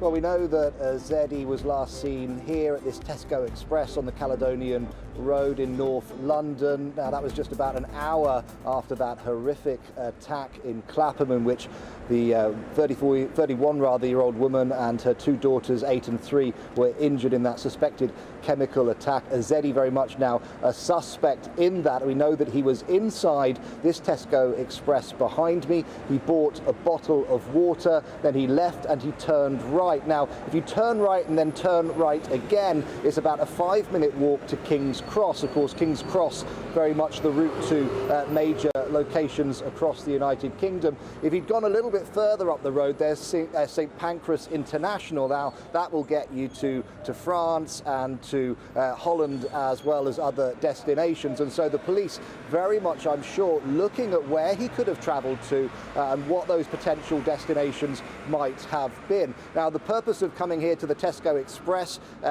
could be, obviously, on one aspect of that, it's risky because he may have known, of course, that he was being hunted for. He's come in to get a bottle of water. Perhaps we've all seen from that CCTV footage taken inside the Tesco Express that damage to the right-hand side of his face. It's hard to tell exactly the extent from the image, but it looks red. It looks like there could be blood there as well from that injury to his eye and his cheek, the half of his face there. Perhaps could he have come in to get some water to try and clean himself off before then travelling, moving on to King's Cross and then travelling perhaps back to his hometown of Newcastle. He'd driven down earlier in the day, and perhaps police will suspect that he was on his way back home. Thank you very much indeed, Ray Addison, there in North London, outside that Tesco Express on Caledonian Road, where Abdul Ezedi was last seen. It's quite remarkable that a man with such a prominent injury on his face wasn't stopped by any police officer or any community, officer or whatever. And you'd think, especially near these big stations, there's CCTV, of course, across all of them. If he's going to hop on a train, King's Cross is the way you get to Newcastle, where he came from, you'd think someone might have seen him by now. Yes, very curious indeed. We'll bring you the latest if there are any developments. But we're going to be debating whether asylum should ever be granted to someone who's been convicted of a crime. Joining us now to discuss that is Director of the Sanctuary Foundation, Dr. Krish Kanidar, and Assistant Professor of Political Science at Webster Vienna University, Ralph Schoelhammer. Thank you very much indeed. Let's start with you, Dr. Krish Kanidar. Do you believe that someone who has committed a criminal offence and has been convicted of it should be ever granted asylum in this country? Well, it's nice to speak to you, and I'm so glad you're covering this story. I really hope we can find Mr. Ezedi and bring him to justice. But in answer to your question, imagine Nelson Mandela had been seeking asylum. He was convicted of a crime in South Africa by an unjust judicial system, and it's not beyond the realms of imagination that he might want to claim asylum in the UK. He has many friends and supporters here. So a blanket ban on people who have been convicted of crimes would not allow even someone of such international stature and undoubtable character. But what if you commit the crime in the country that you're trying to seek asylum? Yeah, that's a different question, and I'm glad you've clarified that. I think the Home Office's rules say there are certain crimes that would exclude you from ever claiming asylum, but they, but what constitutes a crime that would mean it would be impossible? This one seemed to be, his initial crime was some form of indecent exposure, and that could be due to some kind of medical or psychological condition. And a lot of the people that are traveling have experienced those kinds of traumatic things that would give them those kind of psychological damage. So again, a blanket ban would not be helpful, although in this case, I think if we had a system that was actually working, that was able to safely and quickly assess people, and there wasn't a hostile environment so that people are then avoiding our public justice systems or our public help systems, we'd be able to give people the help they need early, the psychological support they might need, and to keep an eye on them so that we're aware of someone that might be in danger of committing a genuinely serious crime. Well, Ralph, let's throw this over to you. How would you respond to that? No, I think very well points were made, and I would agree with the previous point. Of course, Alexander Solzhenitsyn or Nelson Mandela, who were convicted in their home countries by an illegitimate, corrupt regime, that these people should be granted asylum. But I think we shall not forget, and I know legally it's different, but I think the perception for many people is it is a privilege to be granted asylum or the potential for asylum. And if then people commit such acts, I would say in many ways, then they abandon their right to have it. I mean, we have then this tendency to say, well, this might be a psychological issue, this might be some mental issues, and that's all fine and well, but the point remains the same. It is a little bit odd if people flee persecution and fear of violence from their own country and then become perpetrators and persecutors in the new country. And I think the British public, because this is the next thing, the British public is very sensitive to this, because there is a tendency, by the way, all over the West, that people have a sense that everything is policed except crime. I mean, if we look at things, I think the gentleman in question was already convicted for a sexual offense. In Great Britain, I think only 10%, less than 10% of rape cases are persecuted. So there is a sense of to whom is the law actually applied? And by the way, I did before the beginning of the show a little bit of research of similar acts all over Europe. And very often these are not so-called lone wolves. They are known wolves. It's always people that are known to the authorities, and somehow they always remain in their new countries, which I think is wrong both morally, legally, and also from a security perspective. Well, we're going to leave you just for one moment. We want to please stay on the line for us. We'll be coming back to you very soon. Dr. Krish Kandiar and Ralph Schoelhammer will be back, but after your headlines quickly.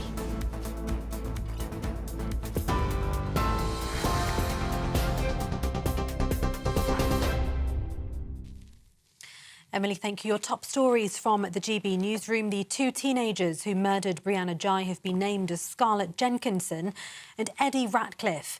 The ban on the 16-year-olds being identified was lifted ahead of their sentencing, which we'll bring to you live here on GB News. Prosecutors told Manchester Crown Court Ms Jenkinson snatched the knife from Eddie's hand and stabbed Brianna repeatedly. Her defence has denied this. In victim statements read to the court, Brianna's family have described both killers as two predators stalking their prey and called them pure evil. A student who ran over and killed her fiancé after she lost her temper following an argument between them has been sentenced to life in prison. Alice Wood will serve a minimum term of 18 years for the murder of Ryan Watson. The 20-year-old was found guilty of killing Ryan, also 24, following a trial at Chester Crown Court last month.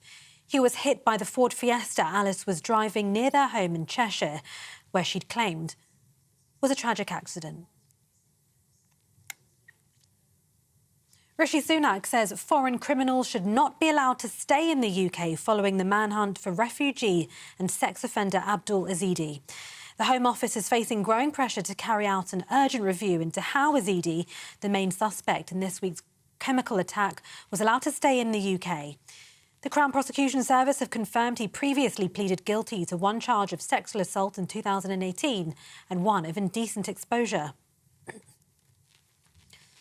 There are fresh warnings of potential human rights breaches on the Bibi Stockholm barge as asylum seekers face what's being described as claustrophobic conditions. The Home Affairs Select Committee says cramped living conditions are contributing to a decline in mental health for some residents. The cost of housing asylum claimants on the barge is £120 per person per night. It comes as the Home Office has asked for an emergency £2.6 billion after spending more than expected on asylum accommodation. In a written statement, James Cleverly made the request for a contingencies fund advance. Last year, the government spent around £8 million a day for migrant accommodation, with official figures showing more than 50,000 were housed in hotels. Meanwhile, a potential deal to send migrants back to Turkey, aimed at stopping small boat crossings, seems unlikely to get the go-ahead. Home Office officials say Turkey isn't safe due to human rights concerns. That's despite it being both a NATO ally and a candidate to join the EU.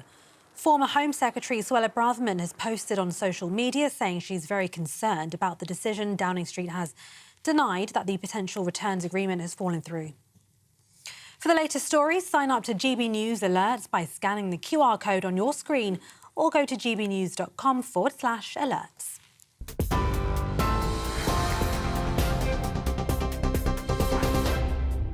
For a valuable legacy your family can own, gold coins will always shine bright. Rosalind Gold proudly sponsors the GB News Financial Report. Here's a quick snapshot of today's markets. The pound will buy you $1.2762 and €1.1727. The price of gold is £1,610.77 per ounce, and the FTSE 100 is at 7,657 points. Rosalind Gold proudly sponsors the GB News Financial Report. Right, well, thanks, Tatiana. Let's get straight back to our debate. Joining us now is the director of the Sanctuary Foundation, Dr. Krish Kandiar, and Assistant Professor of Political Science at Webster Vienna University, Ralph Sho-El-Hammer. Now, we were debating whether convicted criminals should ever be granted asylum in this country. Dr. Krish, I guess the question for a lot of people watching this will be, it appears that public safety often comes second to the individual rights of, in this case, this asylum seeker, in other cases, of convicted criminals as well. Can you see that? I can see that, and we don't have to put one against the other. Look, I'm a foster parent. I have 6 children that live in my home. We're always open if we get an emergency call to receive another child. I want to be a hospitable person and offer care and support to children that are in those most desperate of circumstances. But if a child then commits a crime in my house and puts other children in danger, that's not an appropriate place for that new child to be. And so I think you can be compassionate and kind to those people that are going to need to flee to safety and still protect those that are here in the UK. It's very rare for these kinds of attacks to happen from the refugee community. The immigration minister, former immigration minister, was on the radio today saying the vast majority of refugees and asylum seekers are not, they're not criminals. They're people. That goes without saying, but that doesn't mean that there aren't too many cases like this.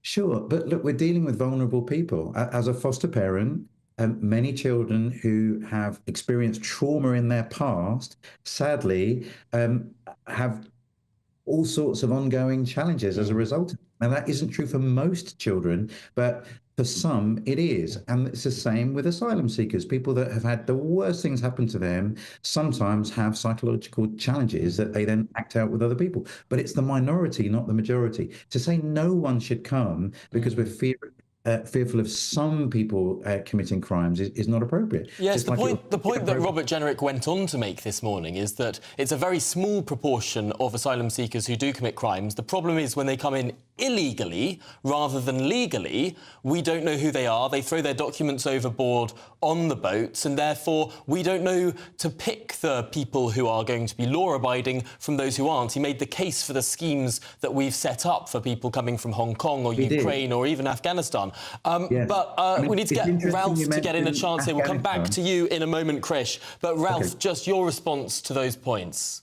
Well, I very much commend Dr. Krish for what he's doing personally. I find this is wonderful and it's great to have people like that. But I think the other point is that we tend to forget It's always just a minority. But if you look at the numbers, if you look what we know again from all over Europe, this is not a uniquely problem for the UK. It's not just the crimes that happen. First of all, the connection between mass migration from certain parts of the world and an increase in crime is obvious, right? I think denying this any longer is not a possibility. And the second point is people have a sense that their daily lives are affected by this, meaning that they have a sense that their surroundings, their sense of belonging to their communities, it's falling apart, it's breaking down, whether it's in schools and other areas. This is not just about the occasional crime that happens. It's a sense that it can happen. And this is, if you talk to British people, do you feel safer now than you did in the past? The answer is very often no. If you look at things that GB News has reported a lot on, things like the grooming gangs, for example, this is something that did not happen in the past. Does it know that everyone who comes from certain areas is a member of a grooming gang? No. But is there a certain connection to a migrant background and these kinds of crimes happening? Absolutely. And this is the point. The British government is primarily responsible and primarily has to answer to the British citizens.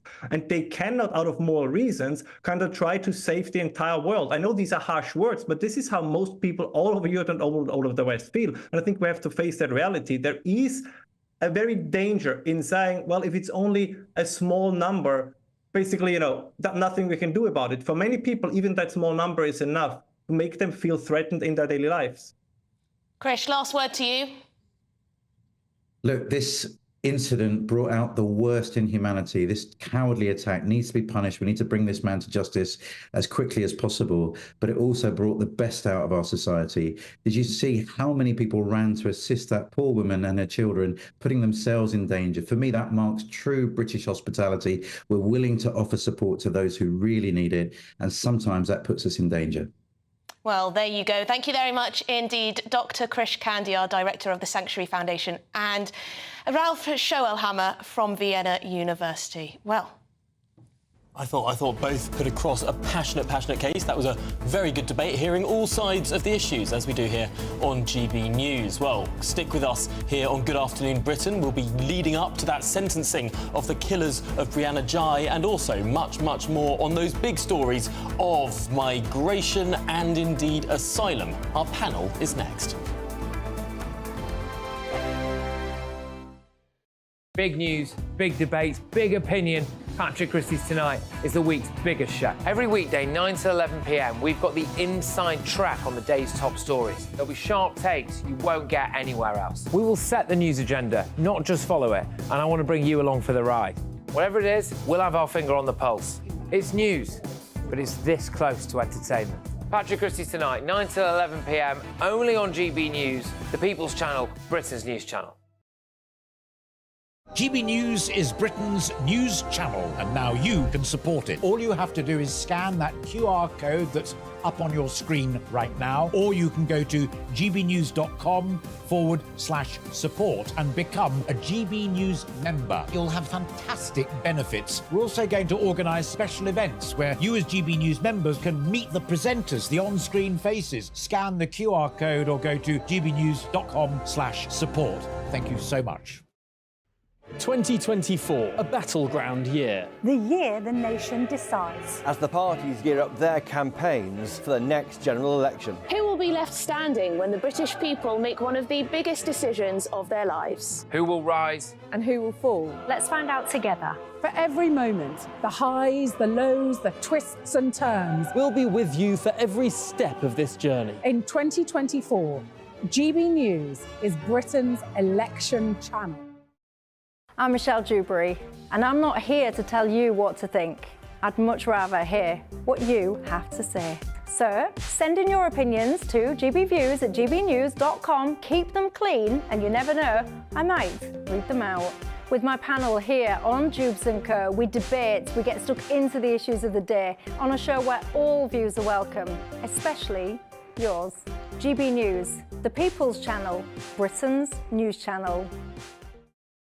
I'm Christopher Hope. And I'm Gloria Di Piero, bringing you PMQ's Live here on GB News. Every Wednesday, we'll bring you live coverage of Prime Minister's questions when Rishi Sunak and Sir Keir Starmer go head-to-head in the House of Commons. We'll be asking our viewers and listeners to submit the questions that they would like to put to the Prime Minister, and we'll put that to our panel of top politicians in our Westminster studio. That's PMQ's Live here on GB News, Britain's election channel. In the GB Newsroom, we bring you the news as it happens. With our team of dedicated journalists across the UK, we're ready to give you accurate reporting every day. When the news breaks, we'll be there with bulletins on GB News, the People's Channel, Britain's news channel. Your weekend starts here with Friday Night Live with me, Mark Dolan, 8 till 9 on GB News. Big stories, big guests and big laughs as we get you ready for a cracking weekend. That's Friday Night Live with Mark Dolan, Fridays 8 till 9 on GB News. Bring your own drinks, the admission's free. Good afternoon, Britain. Good afternoon, Britain. Join us, Tom and Emily, To find out what's happening in the heart of Westminster. and why it matters to you. Weekdays from midday, we bring you the most compelling stories from across the United Kingdom. And from your doorstep to our inbox. That's right, we want to hear from you. GB News, Britain's news channel.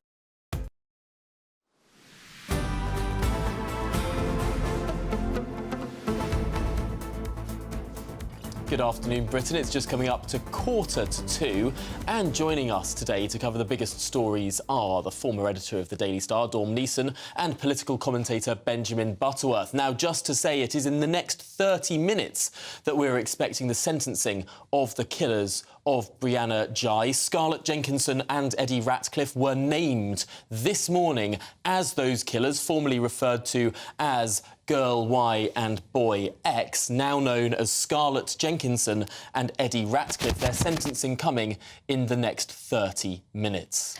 Dawn, it's unimaginable, this type of crime, really, and reading the sordid details of how it came about you need a strong stomach. It's savage, heinous, brutal. It's horrific, and the fact that these people showed no emotion either. They didn't seem to comprehend what they'd done was wrong, and that is what I can't understand. I mean, surely, no matter how old you are, even a 10-year-old knows that. So a 15-year-old not being shocked by their own behaviour. So their age doesn't matter to you and shouldn't matter in this sentencing decision? I think...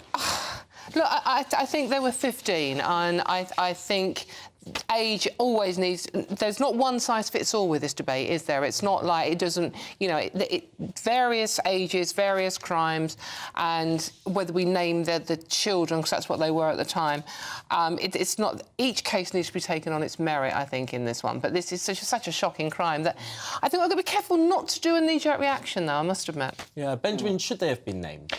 I think they should have, because first of all, they acted with an adult level of sophistication, of planning, of intent. That was evident from the court case.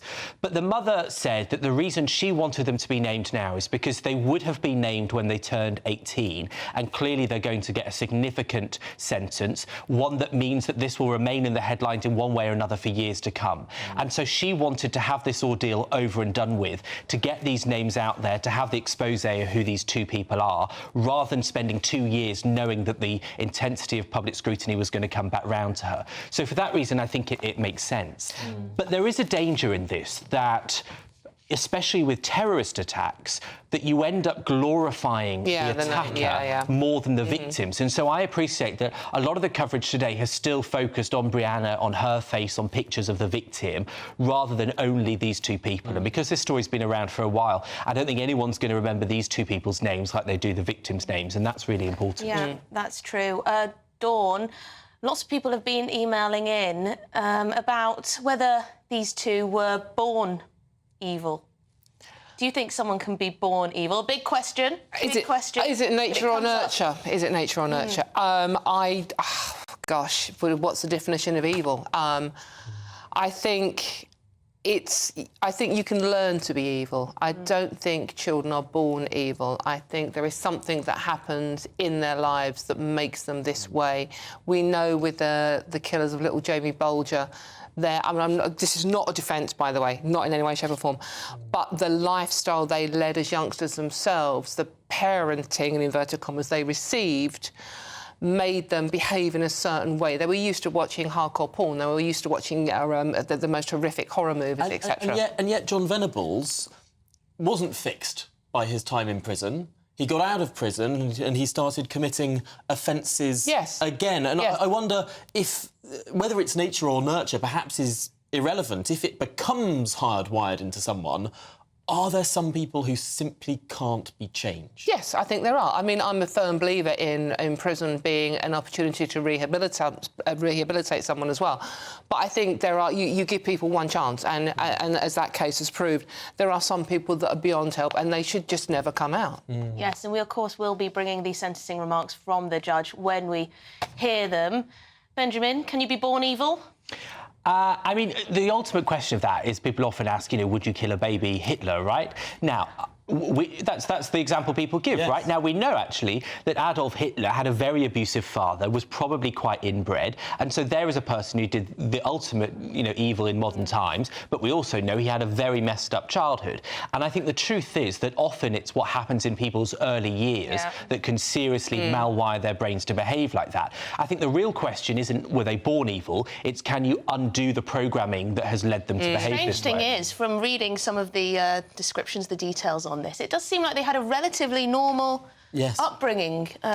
Parents, jobs, normal. And the mum has said, please, you know, now we know the identities, don't go for the families, because she said that the families seem to her like very decent people who are horrified by what their children have done. This is a problem you've got with naming people like this. I mean, going back to the Mary Bell story, I mean, she was 10 when she murdered 2 children. I think they were 3 and 5.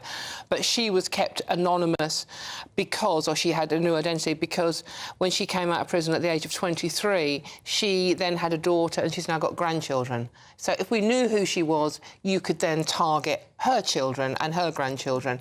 And I think there are families to be taken into account here as well. What do we think was the point at which these people snapped, changed, or perhaps there was something that was just differently wired about these individuals? As we say, normal upbringings, normal families, whatever the word normal means. These individuals were obsessed with serial killers and perhaps are obsessed with cases like this and, frankly, the media coverage they get. Well, that is something that you see lots of evidence with. For example, mass shootings in the US. It's not uncommon that people that already have issues then get obsessed by things they've consumed in the media and films. So maybe that's a part of it. I know that the head teacher of the school they were at has said that they didn't pick up on any evidence in their day-to-day behaviour, that most of the correspondence that indicated they would do this was done online, so they were hiding it in day-to-day lives. Except for the fact that the girl was expelled for trying to poison another pupil, albeit that was only 2 months before she ended up killing Brianna. Dawn, should she have been not placed in sort of an educational unit with Brianna after the point at which she was expelled? Well, I don't know the full stories of why she was expelled and the gravity of what she did, so I don't really know whether that was a reason for keeping them apart. I do think, though, that we have to give children a chance. I think you can't condemn them for that, say, one example, and then you have to punish them for that. But, I mean, the thing is, we don't know what has triggered this, and I do wonder, I know we always blame social media, what you can see online, and I have to wonder how much of social media can warp youngsters' minds these days. What's quite interesting is the lawyers of Ezedi are seemingly portraying this as if Scarlett was the ringleader here. She was the mastermind in all this. That may well be true, that he was almost an accomplice that was taken by her obsession with murder and violence. It'll be interesting to see if there is quite a difference in the sentencing, depending on Ezedi and Scarlett.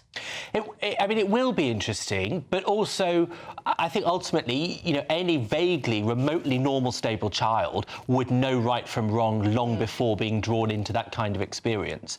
And so I think, you know, they need to do serious psychological assessments on these people to try and work out how they ended up there. I mean, we know, for example, some people are far more susceptible to depression, not because of life events, but because their brains are built in a certain way in the first place. Is that what happened here? Has something happened outside of the household that there hasn't been shared so far? I think, you know, the temptation is to say throw away the key because it's so evil. But actually, we really need to know how this happens, because it's not the first time kids have done something so heinous, and we need to not have it happen again. They will be up for parole at some point. Yes. So that decision will have to be made again. Yeah. Yeah. And I think that the thing is with these sort of cases, there is always one blaming the other, or their lawyers blaming the other. The same happened with the killers of Jamie Bolger. One was supposedly leading the other. And going back even further, you know, Myra Hindley and Ian Brady, one blamed the other there. Fred and Rose West, one always blames the other. I was scared of what they would do to me if I did not go along with it. So if I was a lawyer representing anyone, I would choose that defence, to be honest with you. And yet the likelihood is these people were egging each other along. Yeah. And they were both influencing each other and going down this dark spiral, watching these sort of killing videos on the dark web. The thing is, Tom, I love horror. I love serial killers. I mean, lots of people do, and I watch them sort of like, you know, I watch the documentaries. Yeah, absolutely. I watch the documentaries. I love them. But that doesn't mean I'm going to go and kill someone. No. Or think that what's happening... Give me 5 minutes. But that doesn't mean... So there is something else going on rather than what they are watching. Psychological problems, certainly. Thank you very much, Dawn Neeson and Benjamin Butterworth. They'll be back later on in the show, and in the next 20 minutes or so, we will be live at Manchester Crown Court for the sentencing of Scarlett Jenkinson and Eddie Radcliffe. See you very shortly.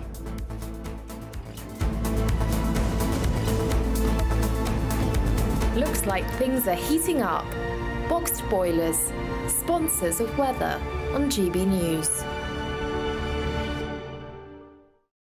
Afternoon, I'm Alex Deakin. This is your latest weather update from the Met Office for GB News. A bright and blustery day on Saturday across the north, a mild day in the south, and in between there will be some thicker cloud and outbreaks of rain, courtesy of this weather front, which is slicing between high pressure to the south and low pressure to the north, bringing thicker cloud and a bit of rain as it trickles south through Northern Ireland, southern Scotland, northern England overnight. Still very gusty at the moment over northeast England and southeast Scotland. The winds will steadily ease, but staying very windy in the far north with more showers here. In the far south, it stays very mild, with temperatures remaining in double digits. In fact, most of England and Wales will hold up at 9 or 10 Celsius. A little colder further north, but still very blustery here on Saturday. More showers to come across the Highlands and the Western Isles, but some sunshine for southern and eastern Scotland, much of Northern Ireland, and much of northern England as well. Quite dull and damp in West Wales, and during the day, some of that rain may spread back up across parts of northern England into East Anglia. Much of the south, though, just dry, but fairly drab. Mild, however, temperatures getting into the teens, colder feel further north. Sunday sees some patchy rain spreading from Wales to Northern Ireland and turning damp in western parts of Scotland, but probably not much rain getting to the east coast. Again, much of the south just dry and cloudy. It will be quite windy throughout the weekend, but it's going to stay mild with temperatures again in the teens. That warm feeling inside from Boxed Boilers, sponsors of weather on GB News.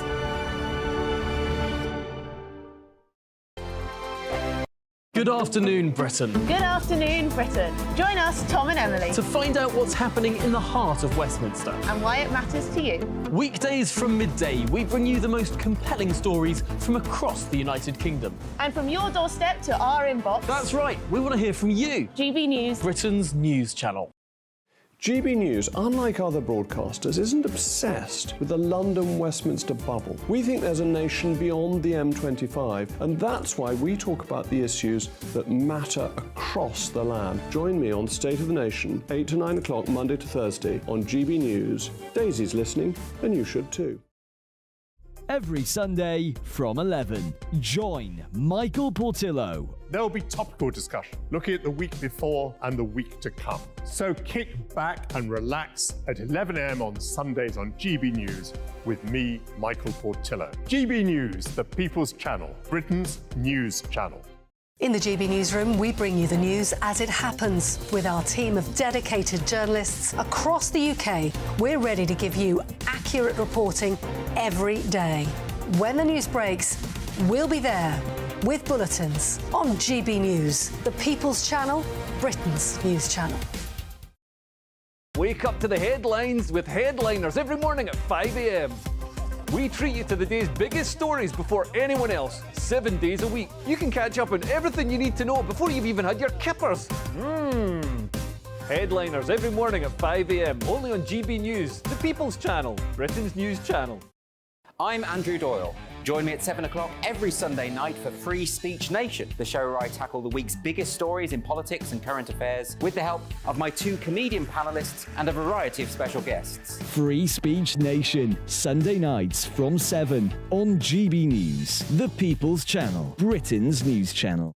Big news, big debates, big opinion.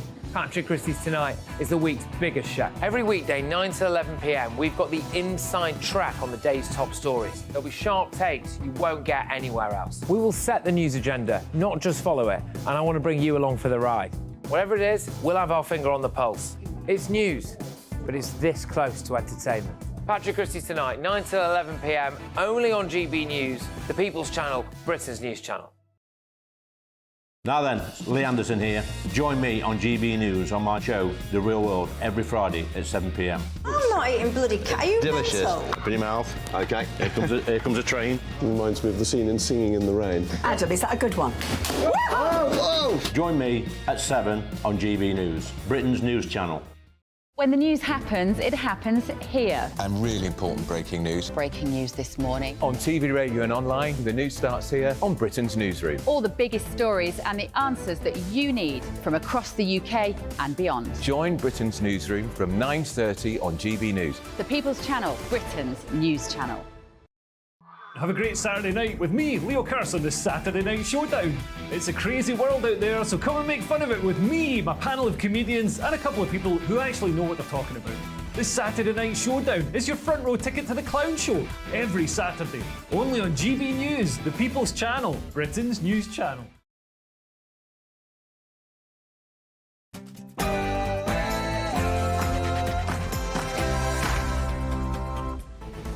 Good afternoon, Britain. It's 2 o'clock on Friday, the 2nd of February. Brianna Guy killers to be sentenced. Scarlett Jenkinson and Eddie Radcliffe, both aged 16, were earlier named as the twisted teenagers responsible for the sordid murder of Brianna Guy. We will be live at Manchester Crown Court in the next 15 minutes for the sentencing.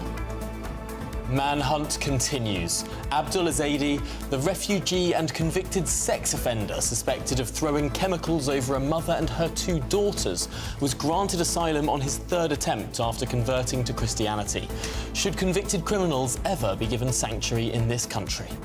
No returns deal with Turkey. Rishi Sunak's bid to stop the boats has suffered yet another blow after Home Office officials declared Turkey was not a safe country. That's amid human rights concerns. This despite Turkey being a member of the ECHR, a NATO ally, and an EU candidate country.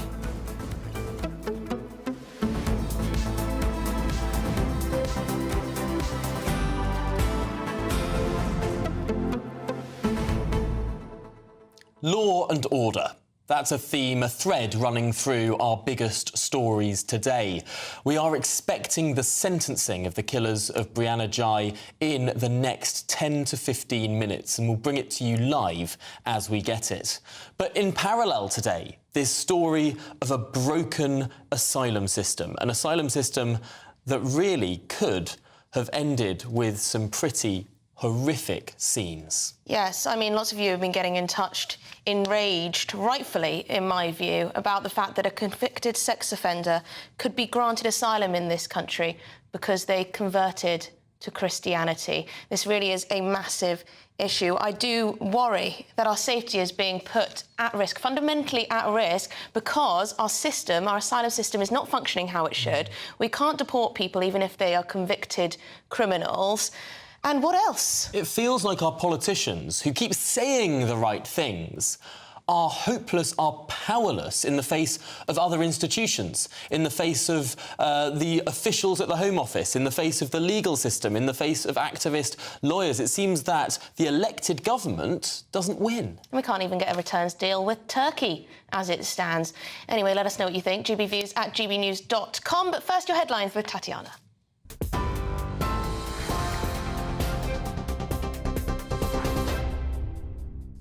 Emily, thank you. 2 minutes past 2, your top stories from the GB newsroom. The 2 teenagers who murdered Brianna Ghey have been named as Scarlett Jenkinson and Eddie Radcliffe. The ban on the 16-year-olds being identified was lifted ahead of their sentencing, which we'll bring to you live here on GB News. Prosecutors told Manchester Crown Court Miss Jenkinson snatched the knife from Eddie's hand and stabbed Brianna repeatedly. Her defence has denied this. In victim statements read to the court, Brianna's family have described both killers as two predators stalking their prey and called them pure evil. A student who ran over and killed her fiancé after she lost her temper following an argument between the two has been sentenced to life in prison. Alice Wood will serve a minimum term of 18 years for the murder of Ryan Watson.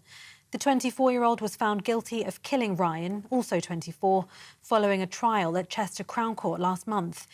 He was hit by the Ford Fiesta Alice was driving near their home in Cheshire, which she had claimed was a tragic accident.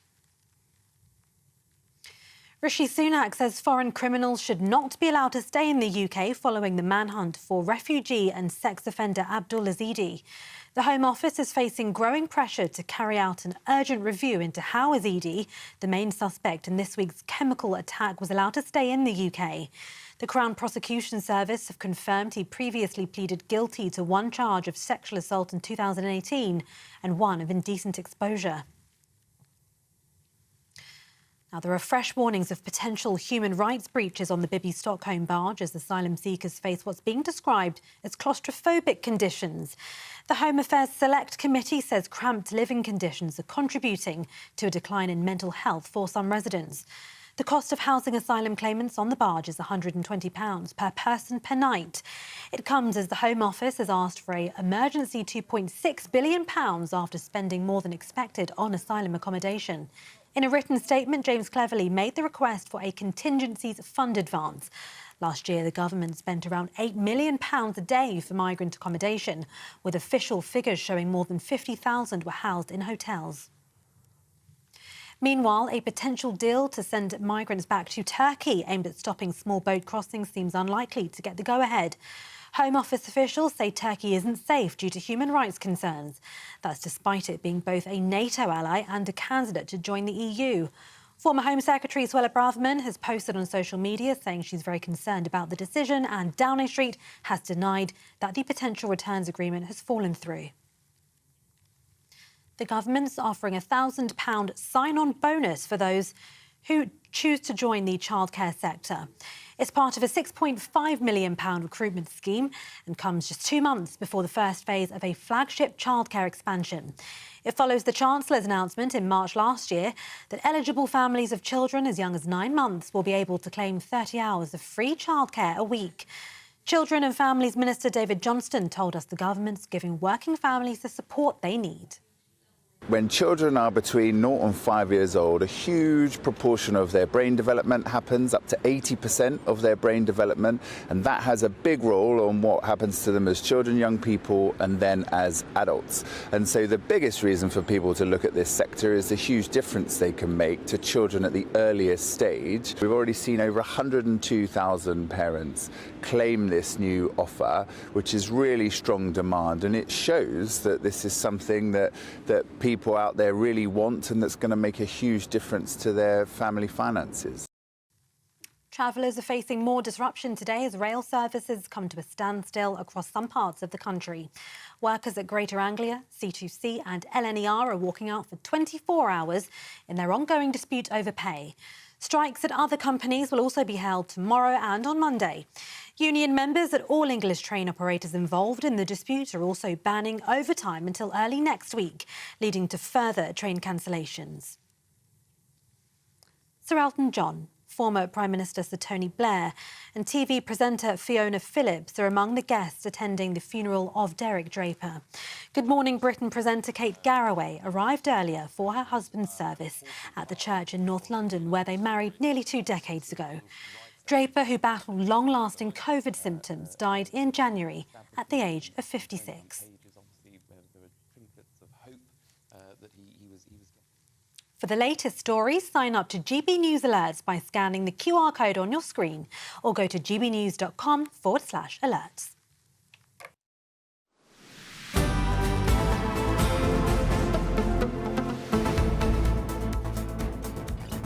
Good afternoon, Britain. It's 7 minutes past 2, and the national manhunt for chemical attack suspect Abdul Ezedi continues following a serious assault on in South London on Wednesday evening. Yes, the 35-year-old was last seen in a North London supermarket on the same night, and we now know he had been rejected for asylum twice and granted it the third time after being convicted of a sexual offence back in 2018. Well, joining us from North London, outside that supermarket he was spotted at, is our reporter Ray Addison. And Ray, looking at these pictures, this is a deeply distinctive man. It almost boggles the mind that no one has seen him since he was in that supermarket.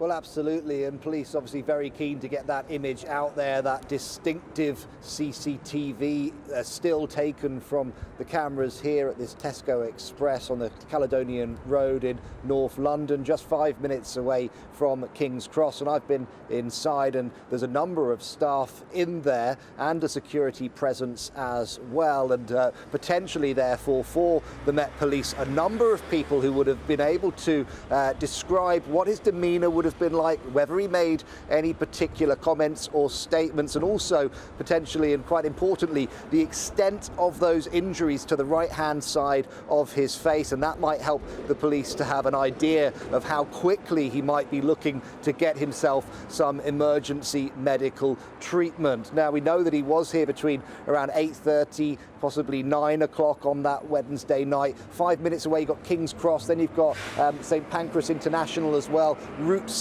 across Britain, routes across Europe as well, and so they'll all be potential lines. However, it will be suspected that he's trying to make his way back to his hometown, or his newly adopted hometown of Newcastle. We know that the Met is working with Northumbria Police. He was living, we're understanding, in a halfway house in the Biker area, which is a small area not that far away from the city centre.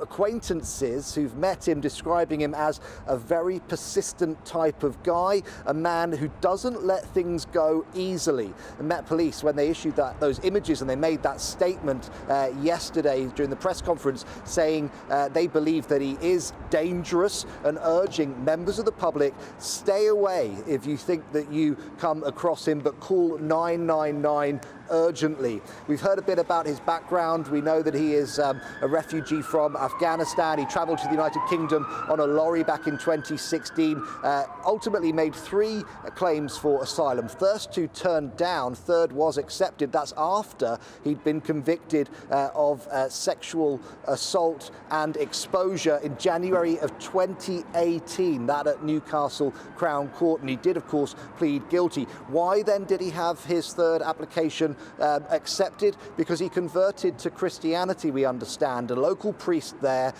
speaking on his behalf and saying that he was wholly committed to his new religion. Well, now the Home Office is under extreme pressure to launch a review. James Cleverly describing this attack as appalling, but Downing Street, we understand, refusing to confirm whether that review will take place, and stressing, and this is very important, obviously this is an ongoing investigation. It's not entirely clear what has happened at this stage. Of course, it doesn't sound particularly Christian to throw a chemical substance over someone, but there we are. Ray Addison, thank you so much. Sexual assault, but there you go. Yeah, no, either or. Ray Addison outside that supermarket in North London where Abdul was lost. It does seem that we're just being taken for mugs. Continuously. What happens is people are advised that they must do this. They pretend to be Christian, they pretend to be gay, they pretend to be whatever it is that'll let them stay in the country. And it does seem that this is happening. I mean, it might be isolated incidents, it might be many incidents, but to deny that it's happening, I think, is out of order. People do, though. People do. But joining us now is the former Detective Chief Inspector, Mike Neville. Mike, great to speak to you and have you on the show. So, massive manhunt, potentially covering the entirety of the country. Why hasn't he been found yet? He's got a massive gash across his face. Yes, because, of course, so greeting from, sunny Spain at the moment, but you would think that the automated facial recognition with automatic number plate readers, there would be some way of finding him with all the CCTV around the country. But of course, if he's gone to ground, if he's holed up in some flat somewhere, then you could stay there for months, really, without anybody knowing you're there. If he's got an associate who's prepared to let him in, stay somewhere, then he can stay there. But the police will be using all sorts of digital devices to track him. If he's got social media accounts, if he's got emails, if he's using a mobile phone, that can be cell-sighted. So there's all manner of things that they can do. Manage his social media accounts, bank accounts. Everybody needs cash at some point, so that's what they'll be looking for. So as well as all the traditional things of putting out posters and tracking him, see if he went on the train up to Northumbria or over to Europe from on the Eurostar, they'll be using all these digital techniques to try and track him as well. In your experience chasing people down, are there those who are perhaps more cunning and those who are more lolloping and lumbering? Which category does this individual seem to fit into? After all, he's gone into a supermarket, people know his face. Perhaps this isn't the brightest bulb that there is. Yeah, absolutely. So this man doesn't seem like a career criminal. We know he's got convictions for sexual assault, but there's no real pattern of events there. He's not a character who's got lots of convictions, who's wily and experienced. But as I say, if he's got a friend who's prepared to put him up in a house, you could literally stay there for months without anybody knowing you're there. If you're prepared not to have a mobile phone, if you're prepared not to go on emails and just stay there, then he could be there for months. I mean, one of the angles, of course, the police will be looking at is what's happened to him? Has he committed suicide? That's another angle for this inquiry, because, of course, when people do these emotional attacks, that could be something that happens. Also, it's not very hard to disguise yourself, is it? Put on a mask, cover yourself up with an item of clothing? Well, I mean, his facial disfiguration looks so bad, I don't think even a mask could hide that. And he will be well aware that there's millions of CCTV cameras in this country. The police can use what's called LFR, live facial recognition tracking. They can also deploy human super recognizers to find him. And to be honest, if he's out in public, they would have spotted him by now. So I imagine he's holed up somewhere. Well, Detective Chief Inspector Mike Neville, former Detective Chief Inspector, thank you very much for your time and your expertise on this. Really appreciate it. Well, it's very interesting how the police go about this type of thing. Of course, yes, mobile phones, social media accounts. Sometimes criminals are so stupid that they post their location on their social media as if they want to be found. It does seem extraordinary that he has not yet been found. But of course, there is another big story to do with crime, justice, law and order today. We're expecting imminently the statement from Manchester Crown Court, the sentencing of the killers of Brianna Ghey. Of course, Scarlett Jenkinson and Eddie Ratcliffe, they're being sentenced, and we're expecting that sentencing any moment now. Yes, they've both been found guilty. But what will their sentence be? What will the judge have to say? We know they had lawyers who were putting up a defence. Eddie Ratcliffe's lawyers saying, oh, it was Scarlett's idea. And I think the most extraordinary thing about all of this is how meticulously planned it was. What sort of level of detail we have been able to see. I don't think I can remember a trial where plainly there, under one of the main perpetrators' beds, was found a crumpled up note saying, this is who we're going to kill, and this is how we're going to do it. Frankly, the amount of evidence there has been in this case has been nothing short of extraordinary. And so perhaps what we'll be hearing in just a moment or two is a very significant sentence. And there we are looking at the outside of Manchester Crown Court, where this sentencing will be read out by the judge there. Again, Scarlett Jenkinson and Eddie Ratcliffe are being sentenced for the brutal, savage, heinous murder of Brianna Ghey. We'll be going to a break now, but we'll be back very shortly.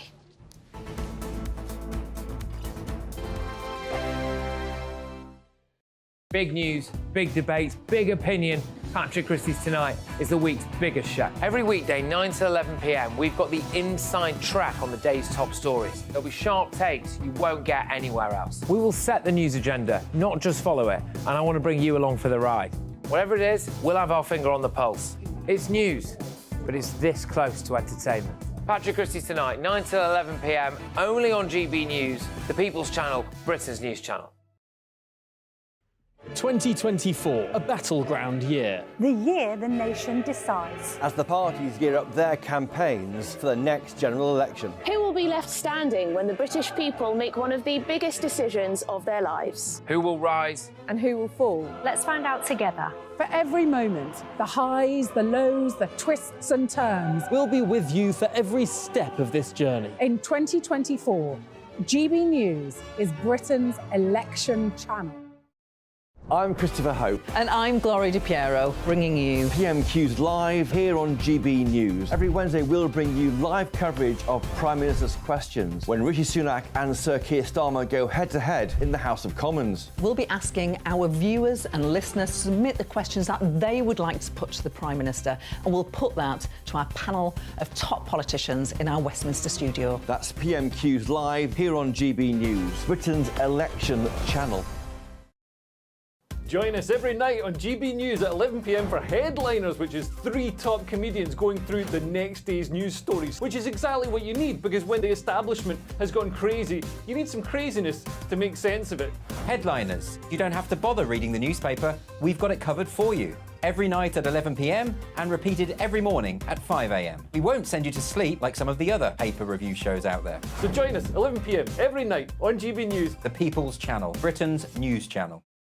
Your weekend starts here with Friday Night Live with me, Mark Dolan, 8 till 9 on GB News. Big stories, big guests and big laughs as we get you ready for a cracking weekend. That's Friday Night Live with Mark Dolan, Fridays 8 till 9 on GB News. Bring your own drinks, the admission's free. In the GB Newsroom, we bring you the news as it happens. With our team of dedicated journalists across the UK, we're ready to give you accurate reporting every day. When the news breaks, we'll be there with bulletins on GB News, the People's Channel, Britain's news channel. Tired of the usual focus-tested, pre-prepared Westminster runaround? Well, so am I. So you want higher taxes? Is your department to blame for this? Are you rethinking this policy? Every Sunday at 9:30, I'll be sitting down with those in power to get the truth about the issues affecting you. Let's be honest, we've known about the cost pressures of this project for years, not months. That's the Camilla Tominey Show, a politics show with personality. On GB News, the People's Channel, Britain's news channel. Good afternoon, Britain. Good afternoon, Britain. Join us, Tom and Emily, To find out what's happening in the heart of Westminster. and why it matters to you. Weekdays from midday, we bring you the most compelling stories from across the United Kingdom. And from your doorstep to our inbox. That's right, we want to hear from you. GB News, Britain's news channel.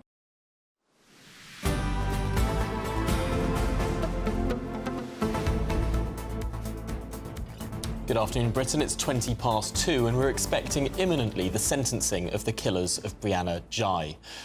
Now, to remember those 2 individuals, 15 years old at the time of their crime, have been named today as Scarlett Jenkinson and Eddie Ratcliffe. Yes, there they are on the screen. We're awaiting what the judge will say in his sentencing remarks. How long will they be put away? What will the sentence be? When would they be up for parole? Lots of questions remain. Lots of you have been getting in touch about this. We did earlier have a bit of a debate about whether one can be born evil.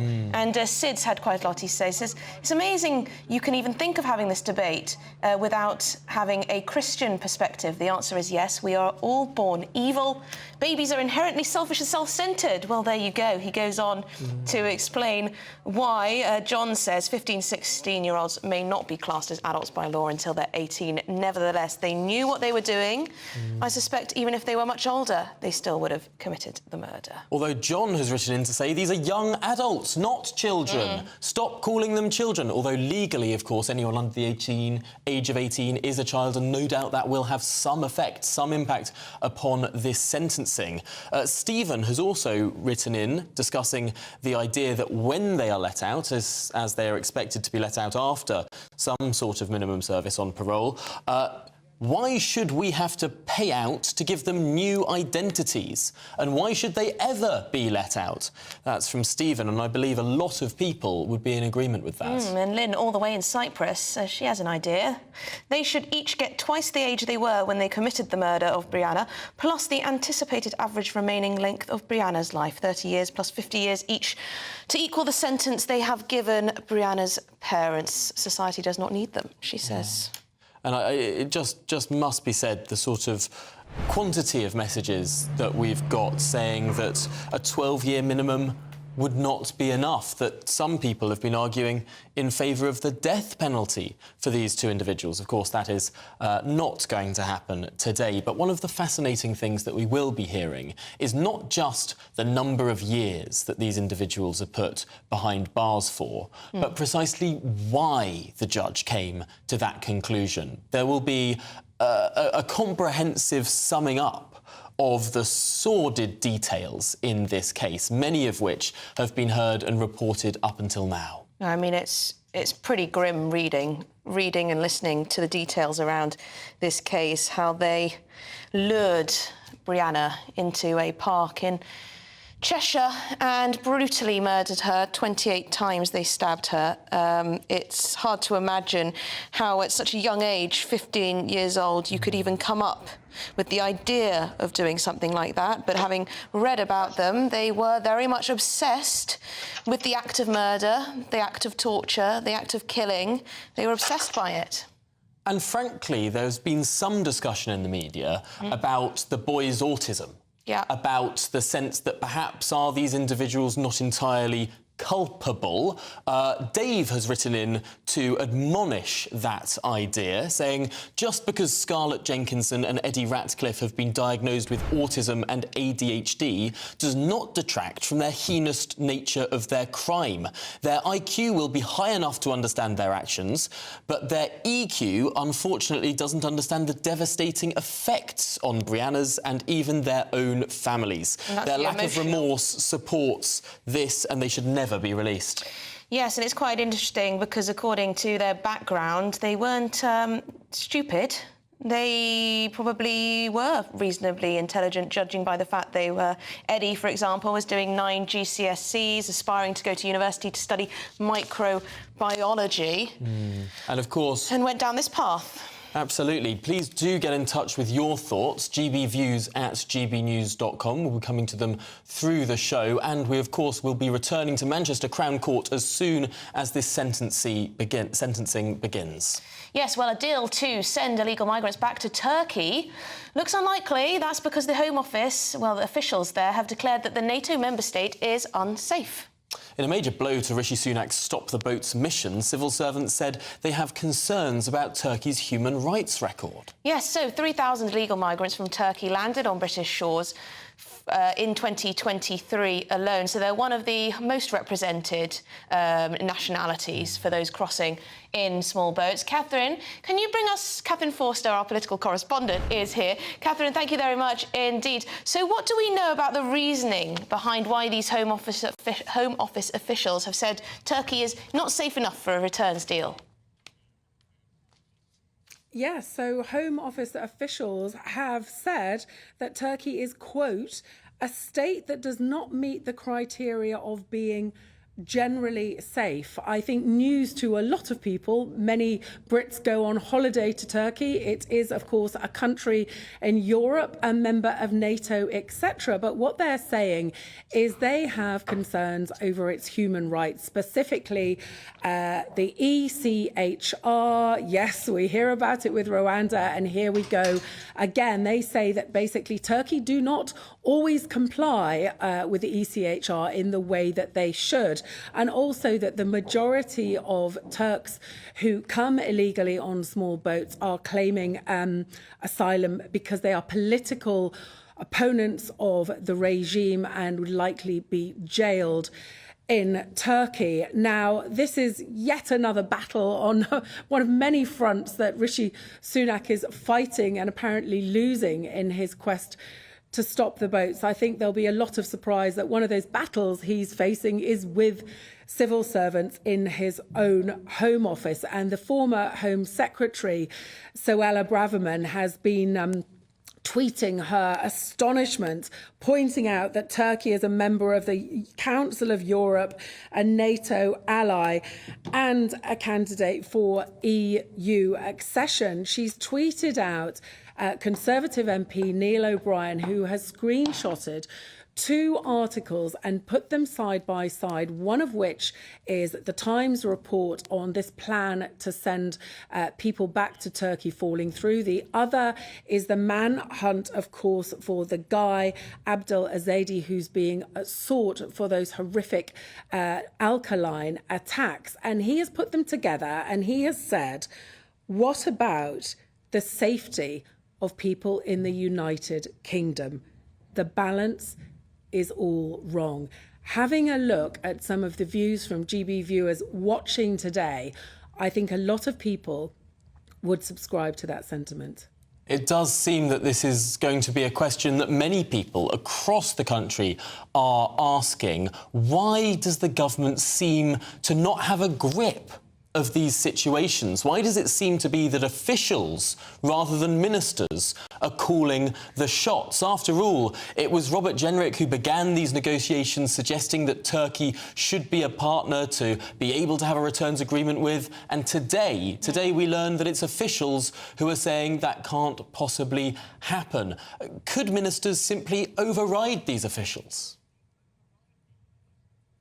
Well, the thing is that this is what the Home Office have said, but it does seem too that Turkey itself isn't entirely keen to take these people back. And I think it's worth bearing in mind that Turkey did come to the aid of the European Union back in 2016 when they had that huge migration crisis, people coming from Syria, huge numbers of people coming in. And the EU did this big deal with Turkey, paid them billions and billions of pounds. And Turkey already have 3.6 million Syrian refugees. So in some ways, I don't think Turkey's that sad to be shot of a few of its own people that don't particularly like the government. So it's difficult, but the Home Office is very keen to say, oh, look, this is only one avenue and we're doing lots of other things with Turkey. For instance, last August, they struck an agreement to work very closely with Turkish officials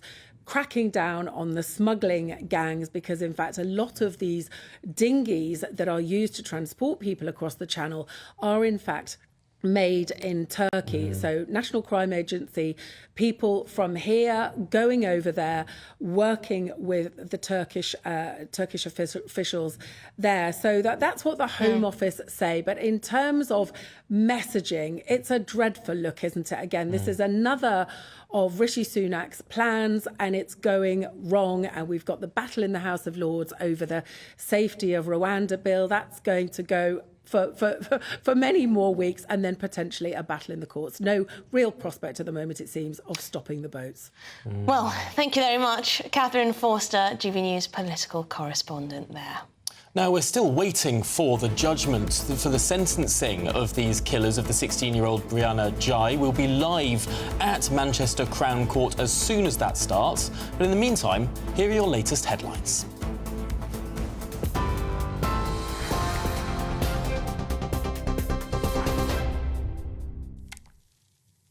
Tom, thank you very much. Your top stories from the GB newsroom. The 2 teenagers who murdered Brianna Ghey have been named as Scarlett Jenkinson and Eddie Ratcliffe.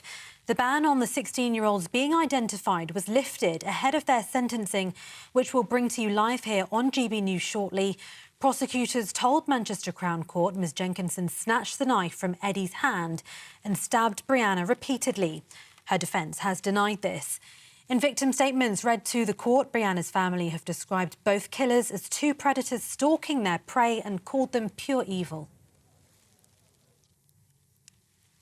A student who ran over and killed her fiancé after she lost her temper following an argument between the two has been sentenced to life in prison. Alice Wood will serve a minimum term of 18 years for the murder of Ryan Watson.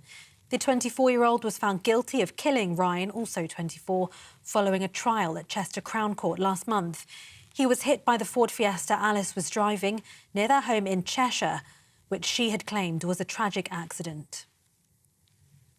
Rishi Sunak says foreign criminals should not be allowed to stay in the UK following the manhunt for refugee and sex offender Abdul Ezedi. The Home Office is facing growing pressure to carry out an urgent review into how Ezedi, the main suspect in this week's chemical attack, was allowed to stay in the UK. The Crown Prosecution Service have confirmed he previously pleaded guilty to one charge of sexual assault in 2018 and one of indecent exposure. There are fresh warnings of potential human rights breaches on the Bibi Stockholm barge as asylum seekers face what's being described as claustrophobic conditions. The Home Affairs Select Committee says cramped living conditions are contributing to a decline in mental health for some residents. The cost of housing asylum claimants on the barge is £120 per person per night. It comes as the Home Office has asked for an emergency £2.6 billion after spending more than expected on asylum accommodation. In a written statement, James Cleverly made the request for a contingencies fund advance. Last year, the government spent around £8 million a day for migrant accommodation, with official figures showing more than 50,000 were housed in hotels. Meanwhile, a potential deal to send migrants back to Turkey aimed at stopping small boat crossings seems unlikely to get the go-ahead. Home Office officials say Turkey isn't safe due to human rights concerns.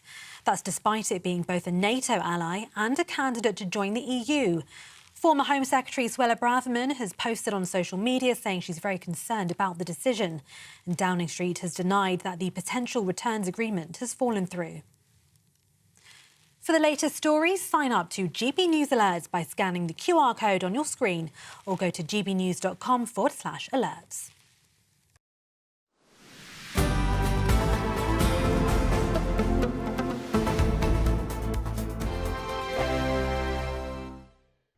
(2024), a battleground year. The year the nation decides. As the parties gear up their campaigns for the next general election. Who will be left standing when the British people make one of the biggest decisions of their lives? Who will rise? And who will fall? Let's find out together. For every moment, the highs, the lows, the twists and turns. We'll be with you for every step of this journey. In 2024, GB News is Britain's election channel.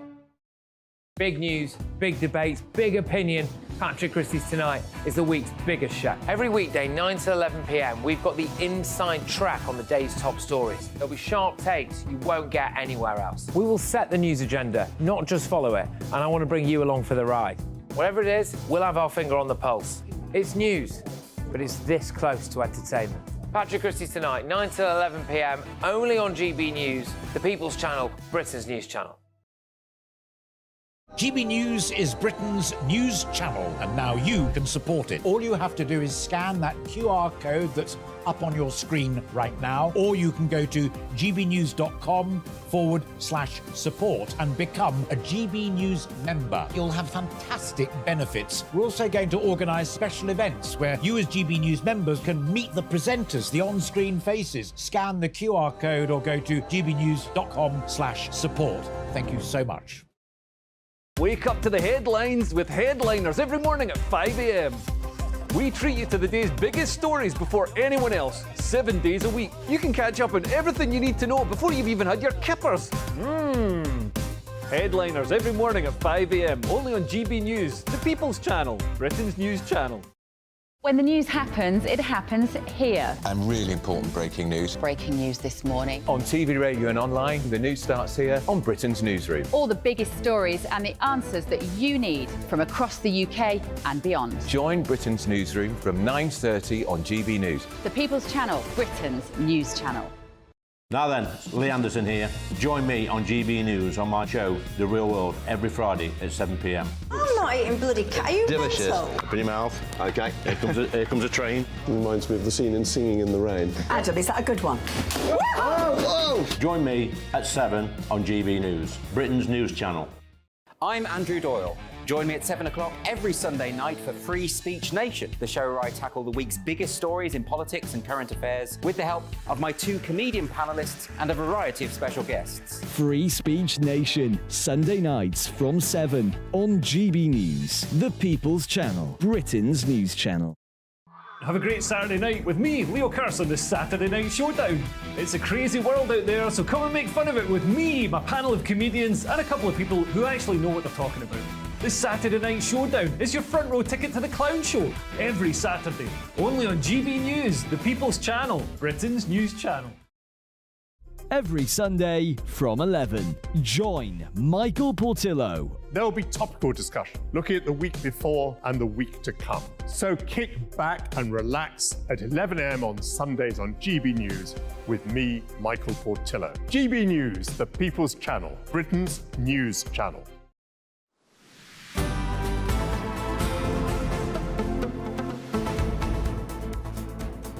Welcome back. It's 2:38 in the afternoon. Now, we are, of course, awaiting the sentencing of the 2 killers who murdered Brianna Ghey. We'll bring you that as we get it. But joining us now is the former editor at the Daily Star, Dawn Neeson, and political commentator Benjamin Butterworth to go through some of the other top stories around, including, of course, the man, Abdul Ezedi, who is on the run. Now, I'm very concerned about what this says about our asylum system, Dawn, that someone like this, a convicted sex offender, could go on to be granted asylum in this country. Is our asylum system actually putting us at risk at this point? I think women and girls, it absolutely, well, women and children in general, I think it absolutely is. And I was horrified by this story, Emily, the fact that he was turned down for asylum twice and then accepted despite having a conviction for a sexual assault. He could have been deported then. I think someone should come forward and accept responsibility for the mess up there. That poor woman and those children. I just get so angry about this. Yeah, I mean, the asylum system is completely broken and someone has responsibility. That baby, the 3-year-old, was pulled out of the car, thrown on the floor, picked up and thrown back down again. This man should not have been in the country. It's just not human, is it? It's not human. And you know what really annoyed me as well was the fact we weren't given a description until it was too late. It's like, we're looking for a man. Well, OK, give us a clue. And it's like, were we not being told what he looked like because there were fear of racial aggravation or whatever? I don't care. Surely the most distinctive thing they could have said is he's got half a face. Well, exactly. Well, exactly. If you've seen Phantom of the Opera, he must be covering half of it, you know, half of the face, because it's covered in scars. I mean, it's not going to be hard to spot, You make me laugh at inappropriate moments, Benjamin Butterworth. We're talking about I'm surprised you went Phantom of the Opera. I would have gone Batman. Exactly. It's just bizarre. And also, he's clearly not, you mentioned this earlier, but he's clearly not Brain of Britain because he went into a major supermarket, which obviously is covered in cameras in every corner. So, you know, it's pretty concerning that they've not managed to track him down. But this is the worrying. The idea that he was given asylum when he already had a conviction, I can't even fathom. No. Surely that was a significant bending of the existing rules. I can't imagine that is normal practice. And the fact is, if he converted to Christianity by the time of his 3rd application for asylum, that evidently is a different grounds to the one on which he made when he arrived here in 2016. And I'm afraid that just strikes me as rather dubious. But this happens all the time, Benjamin. We hear people arrive, say one thing, get rejected, say a different thing, perhaps try 3 or 4 or 5 times until they finally get accepted. And we've got such a higher acceptance rate of refugees than many continental European countries. Frankly, do we need to toughen up? I mean, in a way, I don't blame the individuals because they are desperate and they want any chance of a better life. But I do think that, you know, you have to take into account the reason they give when they arrive here for the first time is probably the genuine reason. And if that fails, unless it is something, for example, you know, a lot of these people come from very homophobic countries and maybe they start to talk about being gay and there's evidence that's true. That is the other common... There might be circumstances where that's true. Or, for example, the country they're coming from might have got into a much worse state where the level of danger has got worse. But the idea that you convert to Christianity and therefore can't go back, 8 years he'd been here by now, it just strikes me as pretty soft. It does feel like, Dawn, that we can't deport anyone regardless of whether they're a criminal or not. It is we can't, crazy. Emily. And I do not understand how a convicted sex attacker gets asylum. And as for converting to Christianity, this is the second time it's happened. Remember the maternity hospital? The second time that a criminal has been proven. I'm sure it's happened many more times than two. Absolutely. He claimed that he couldn't be sent back because he'd developed, he'd become Christian. He was now a Christian, so he could not be sent back. And you know, the gay excuse is the other excuse.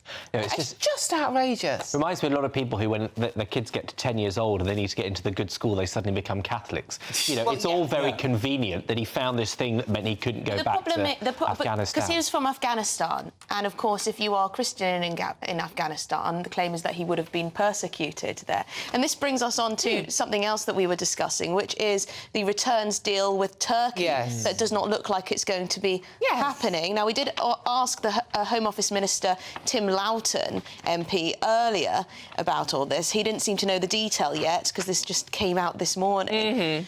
But it does raise the question of, well, if Turkey's not safe, then can we return people?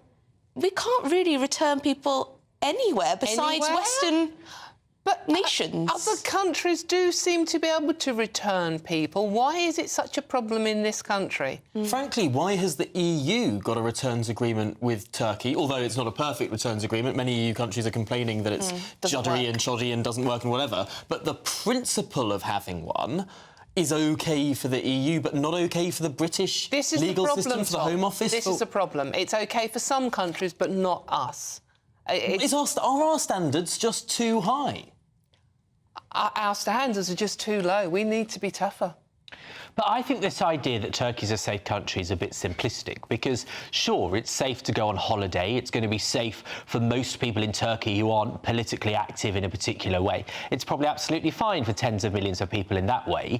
But if you're somebody who is a political dissident, we know that there is a very dark recent history of torture in prisons, of people being tortured and criminalised for having political views. Benjamin, that's all true, I'm sure. They're ranked but why does that mean we can't have a returns deal? Because you could take specific cases and have a right to appeal, but why does that mean, in principle, we can't have a returns deal? Because if there are people that are in that political category, sending them back is going to cause serious risk. And that is different to the vast majority of people who go with Turkey. You know, they've closed down NGOs, they've kicked out elected politicians, they're one of the lowest ranked freedom of press in the world. It's not the safest country. Completely agree. Not the safest country. However, it's a NATO ally. It's a member of the ECHR. Bit dubious on that. It's a member of the ECHR. It's an EU candidate country. Frankly, if Turkey becomes a country that is not safe in this general sense, what other countries aren't? I mean, we're basically precluding most of the world as being places that we could send people back to.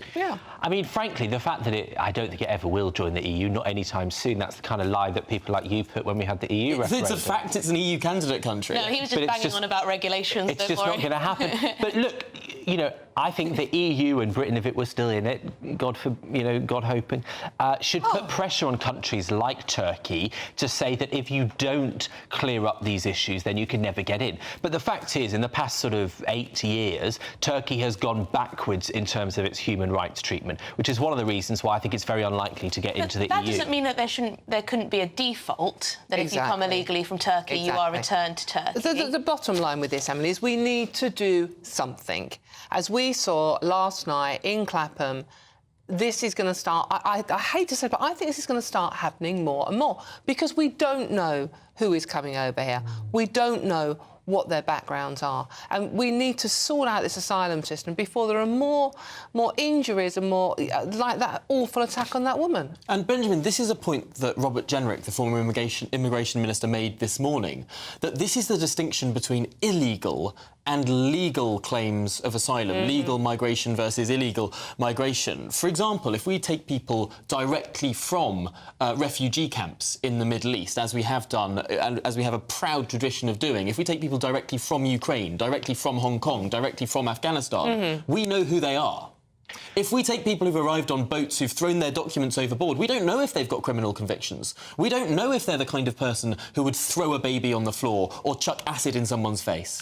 But you don't really know those things about people coming from the aforementioned countries, to be honest. And actually, the problem is that you incentivise some of these people to throw away their official documents, to claim maybe they're from another country, because there is a lack of legal routes. You know, there are many countries, I swear it was Tim Norton, when not a minister, who pointed this out, for whom there is not a legal way to get into this country. It doesn't matter how they arrive here, they will be illegal. You know, if you came on a plane from some of these countries, after a couple of months, you would automatically be an illegal immigrant. So if we don't create the legal routes, why should we expect them not to lie? We create that problem. I think there is one problem as well in how we talk about all this, because there are very worthy people, tend to be on the left of politics, who say, not all asylum seekers, you know, this is a dog whistle, not all asylum seekers are coming here to harm anyone or will go in. Of course not. Of course they're not. Of course not. But we can't have such holes in our system that mean that someone who commits a crime in this country,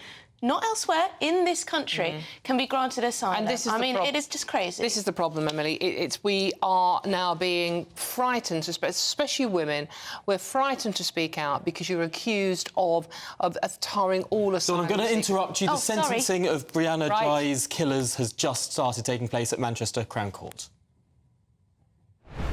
Term and may never be released. But you are very young, and it can only be hoped that you will work hard at your rehabilitation and overcome what caused you to kill so that you can be released one day.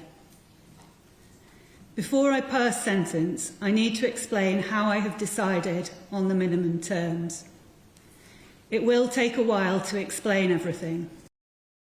You may not take it all in straight away, but as soon as I've finished sentencing you, I will give your legal teams written copies so that they and your intermediaries can explain anything you have missed. Brianna was only 16 years old when she was killed. She had her whole life ahead of her. Brianna had some struggles that made her vulnerable, but she was supported by a loving family who wanted nothing but the best for her. Sadly, no one will ever know what she would have achieved in her life. Even though her life was so short, she made an impact. Her family remember her for her laughter, for being full of life, and as a good listener. Their loss is unimaginable, but they have bravely and movingly painted a picture of Brianna in the statements read today. They have my deepest sympathy. Scarlett and Eddie, you had been good friends from when you were 11. You were 15 when you killed. You, Scarlett, met Brianna when you moved school in October 2022. You got to know Brianna, and she believed you were her friend. Brianna suffered anxiety and was nervous about going out. But on the 11th of February last year, you got her to meet you in Linear Park. For all her fears, she could not possibly have known you were a danger to her. But you too had been plotting to kill her and did so that afternoon. I don't want to dwell on the murder itself, but it was brutal. The injuries inflicted with the knife Eddie had bought a few weeks earlier were awful. There were 28 deep stab wounds to the head, neck, chest and back, some causing bony damage, showing considerable force was used. There were also other injuries, not themselves fatal, but inflicted while Brianna was still alive. Defensive injuries to the arms show that she had tried to defend herself. One wound passed right through the upper arm, and another left the wrist gaping open. There were other lesser stab wounds and cuts. Taken together, the injuries point to a sustained and very violent assault. Sadly, Brianna cannot have lost consciousness immediately, and she must have been aware she was being attacked. Murdering Brianna was a joint plan which you carried out together. Both of you told lies to the jury, which they rejected. Scarlett, you make up stories. You blur the lines between fantasy and real life. When Dr. Church saw you to prepare a report for today's purposes, you told him that Eddie had thrown Brianna to the floor and stabbed her 3 or 4 times, then panicked and said he did not want to kill her, so you snatched the knife off him and did it yourself. You have repeated similar accounts to others, but with variations. Today, I am now told that you say Eddie inflicted most of the wounds, but you admit enjoying your part in the murder. The untested new accounts Scarlett has given since trial do not change my view of the evidence at trial, which is what I base my findings of fact on. It is simply impossible to believe any account Scarlett gives. I am certain that at least some of the wounds were inflicted by you, Eddie. You had blood on your clothing, as would be expected if you stabbed Brianna while she was already bleeding. Scarlett's jacket did not appear to have Brianna's blood on.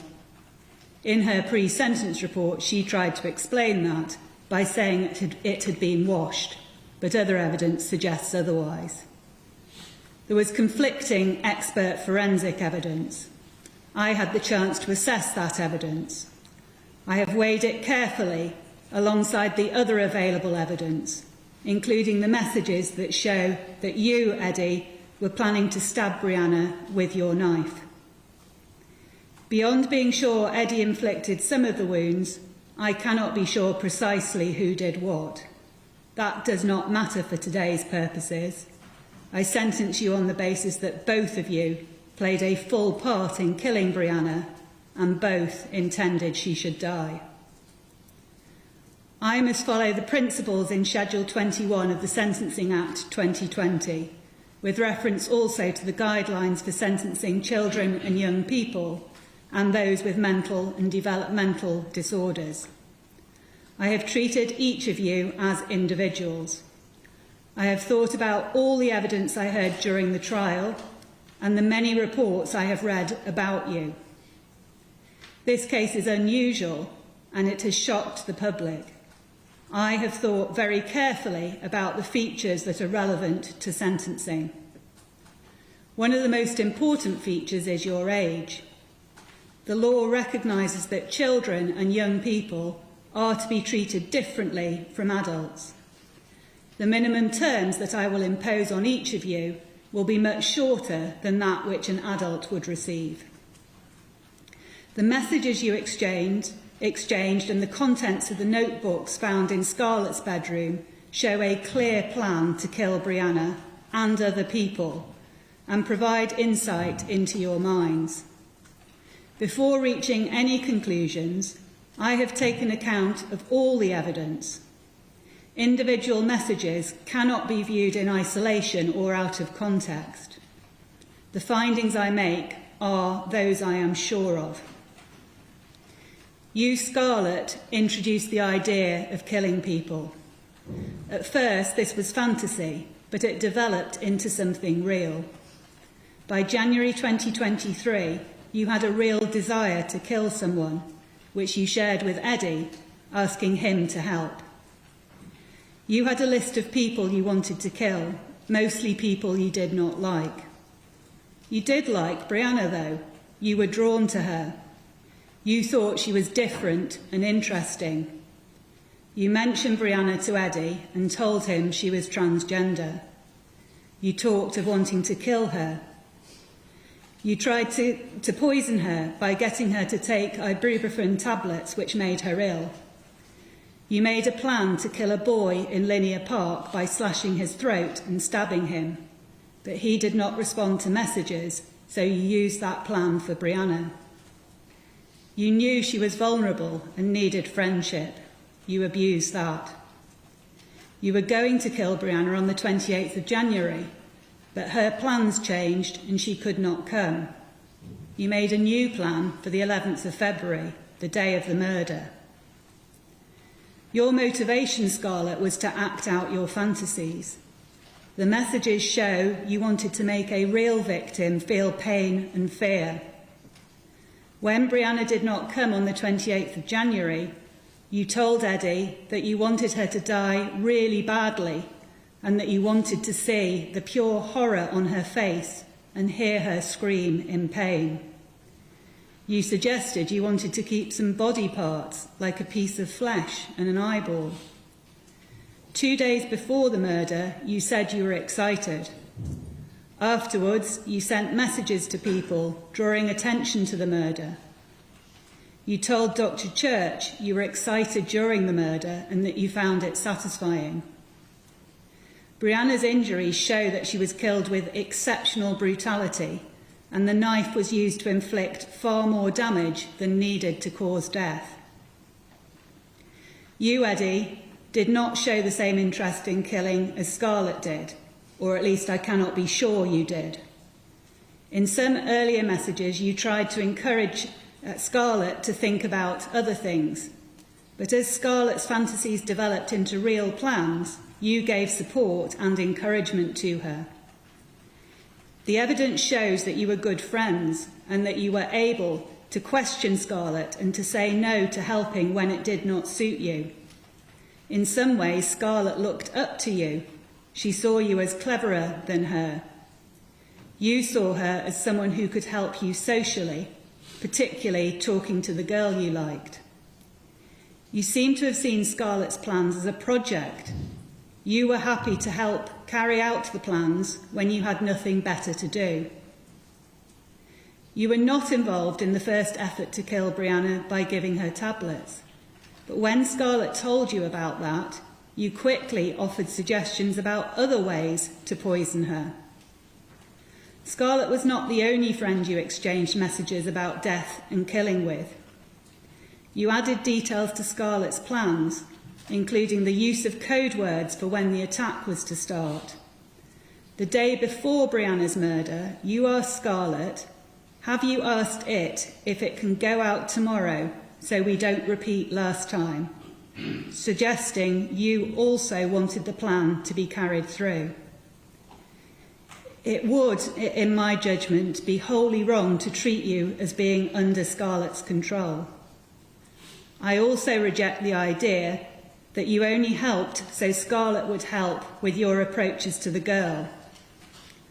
On the other hand, I acknowledge that you were not the driving force behind the plan to kill Brianna. Scarlett was. In your untruthful account to the police, repeated at trial, you suggested Scarlett's motive related to her boyfriend. This was part of your attempt to distance yourself from the killing altogether, something the jury rejected. I reject your evidence and instead look to the evidence in the messages written at the time when considering your motives. There is insufficient evidence to find that you, Eddie, were personally motivated by any sadistic desires. There is some evidence that you were upset after the killing, but you knew Scarlett enjoyed the thought of causing pain and fear. In some messaging, you even encouraged that, such as suggesting she could derive pleasure from watching someone die by hanging. You did not know Brianna. You knew only what Scarlett told you. She said Brianna was transgender and sent you pictures of her. Your messages about Brianna were transphobic. You consistently referred to her in a way that was dehumanising, calling her it. You also described her as a femboy thing. When discussing killing Brianna, you agreed with Scarlett that she would be the easiest victim and said, "And I want to see if it will scream like a man or a girl." After the failed attempt on the 28th of January and in answer to Scarlett expressing her desire to see Brianna suffering, you said, really all I wanted is to see what size dick it had.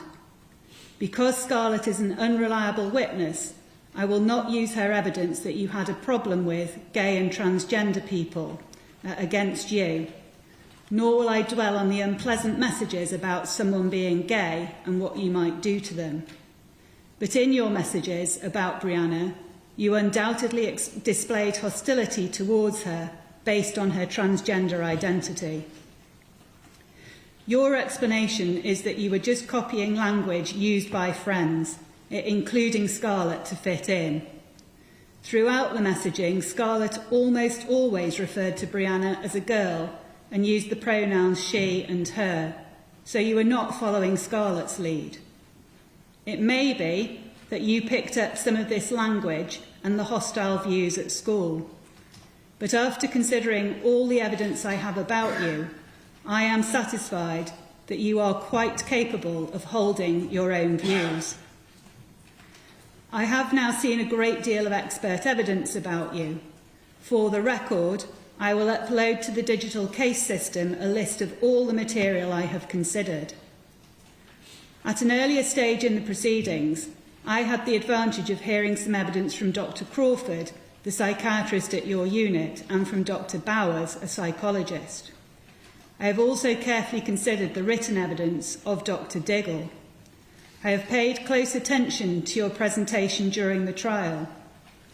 You were helped to give evidence in an unusual way by typing your answers, because it was agreed you are selectively mute, not by choice. You coped well with giving evidence and were able to get across what you wanted to, including under cross-examination. Since you have been in custody, you have been diagnosed as having an autistic spectrum disorder, at the mild end of the spectrum. You showed signs of autism from a young age, but you were able to attend mainstream school where you did well and were not considered vulnerable there. You had some friends, you had strengths and weaknesses, you liked to be seen as intelligent and had a real interest in science, but you were socially awkward. Your mutism is apparently a reaction to the situation you now find yourself in and the severe anxiety that has followed. At the time of the killing, you were living at home and well integrated at school.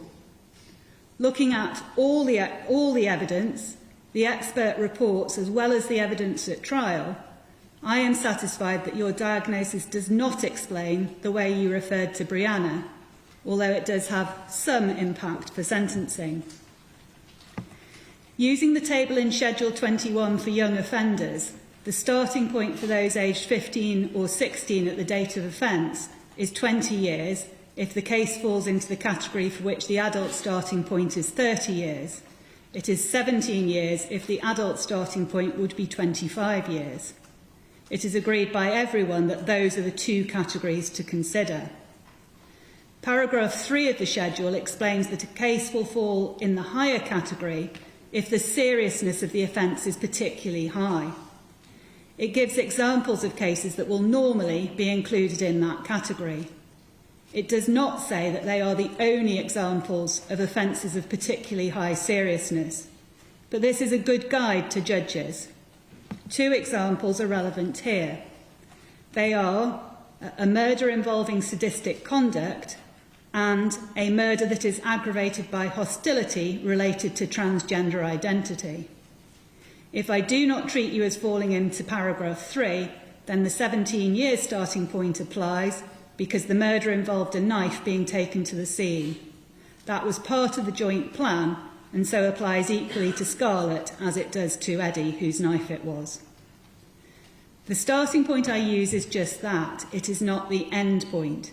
I then have to weigh up all the things that make your offending worse, what we call aggravating factors, and all those that count in your favour, mitigating factors. Sadistic motives are not themselves enough to bring the case within paragraph 3. The test is sadistic conduct. Equally, the fact that there is some evidence of transphobia does not lead automatically to the higher starting point. Here it is agreed that the question is whether the murder was, at least in part, motivated by hostility to Brianna because she was transgender. My conclusions on these issues are important, but they are not decisive because in the end, I am required to decide whether the offence is one of particularly high seriousness and then to put everything else into the balance to reach the end point, which is what you will be most interested in. Scarlett, I have concluded that the primary motivation for Brianna's murder was your deep desire to kill. The messages reveal your fantasies and show your sadistic motives. Brianna's murder was exceptionally brutal. Your actions after the event and what you have told Dr. Church confirm you enjoyed the killing. Taking all that evidence together, this was a murder involving sadistic conduct. Eddie, although your motives may not have been the same, you knew what Scarlett wanted to do and why. You understood her desire to see Brianna suffer.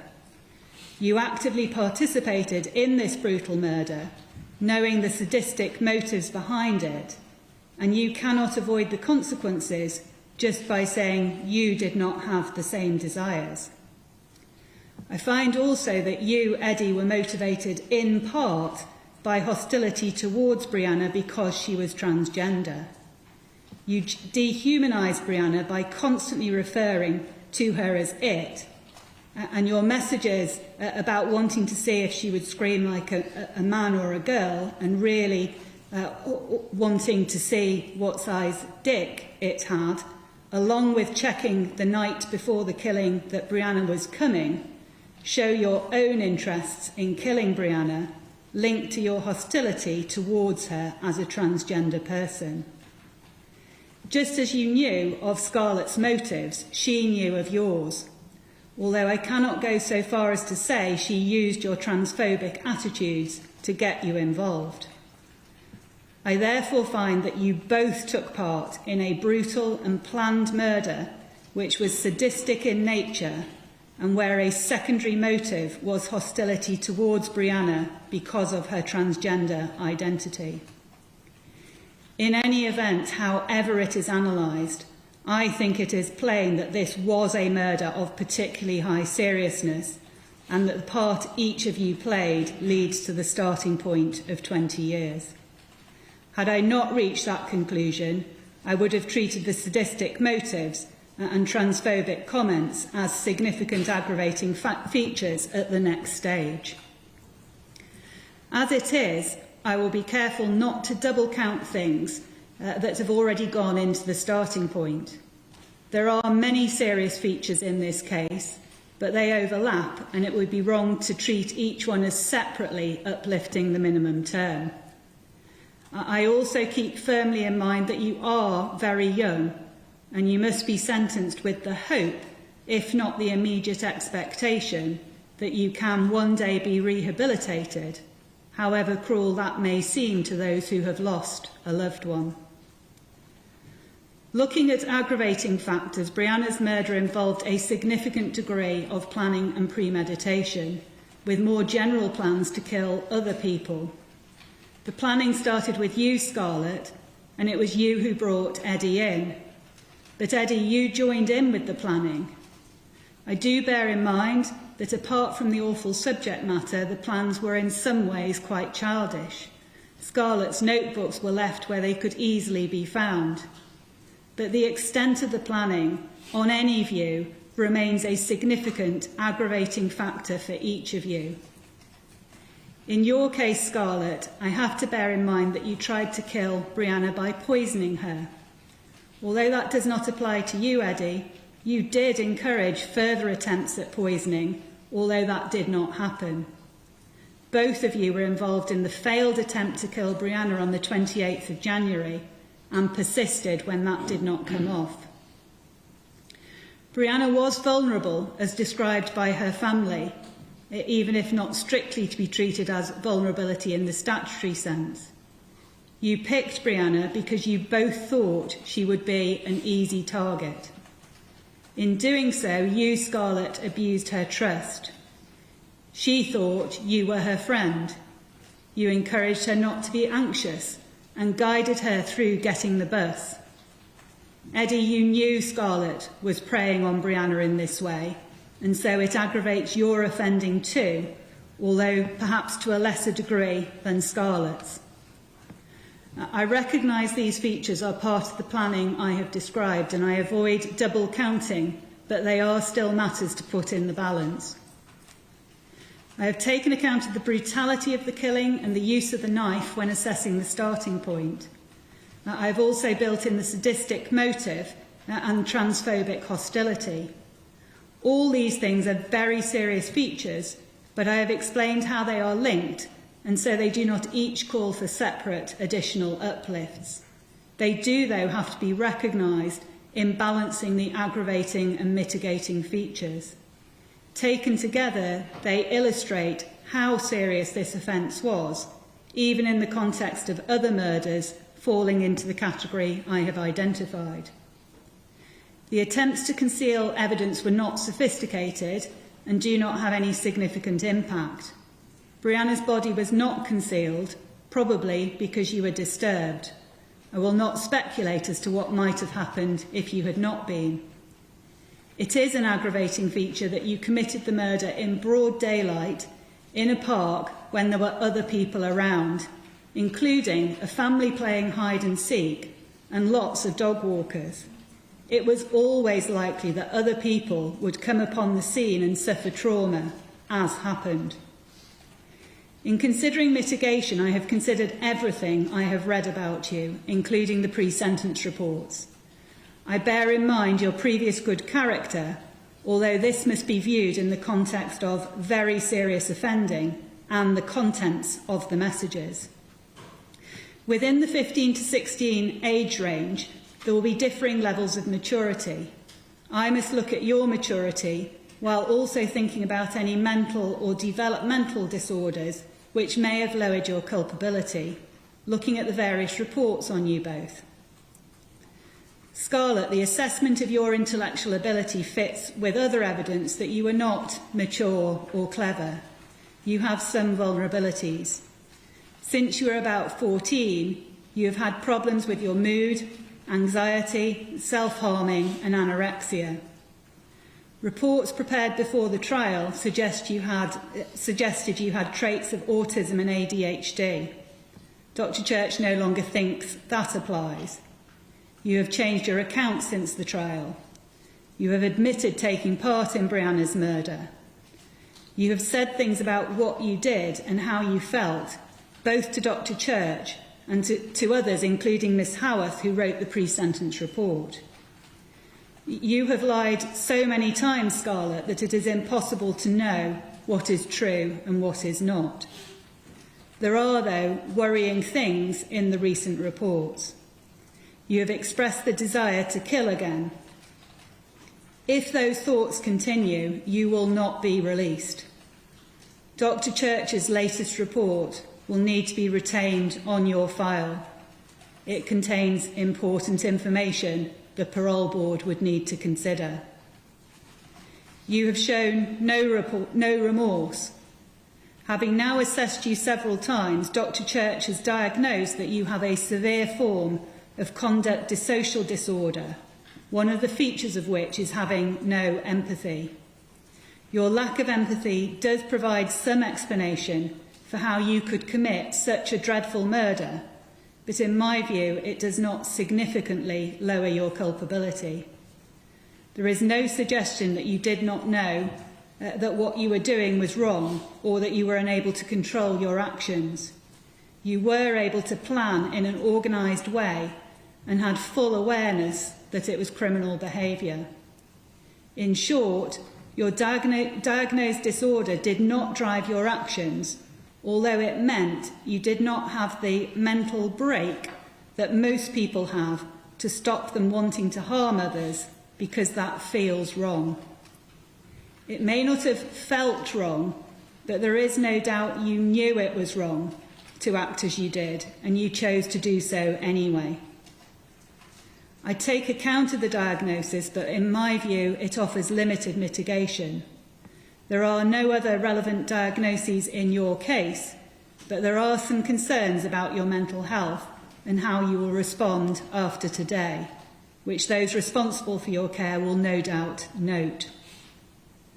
Scarlett, it is clear that if you are ever to be released, A huge amount of work will need to be done with you first. But the hope remains that this can happen, and you should work hard on your rehabilitation. Eddie, you have been described as extremely vulnerable. There are areas in which your functioning is like that of a much younger child. Your social skills are certainly not as developed as most people of your age. I have looked carefully at the limitations outlined by Dr. Diggle, but it is hard to view these limitations as significantly lowering your culpability for Brianna's murder.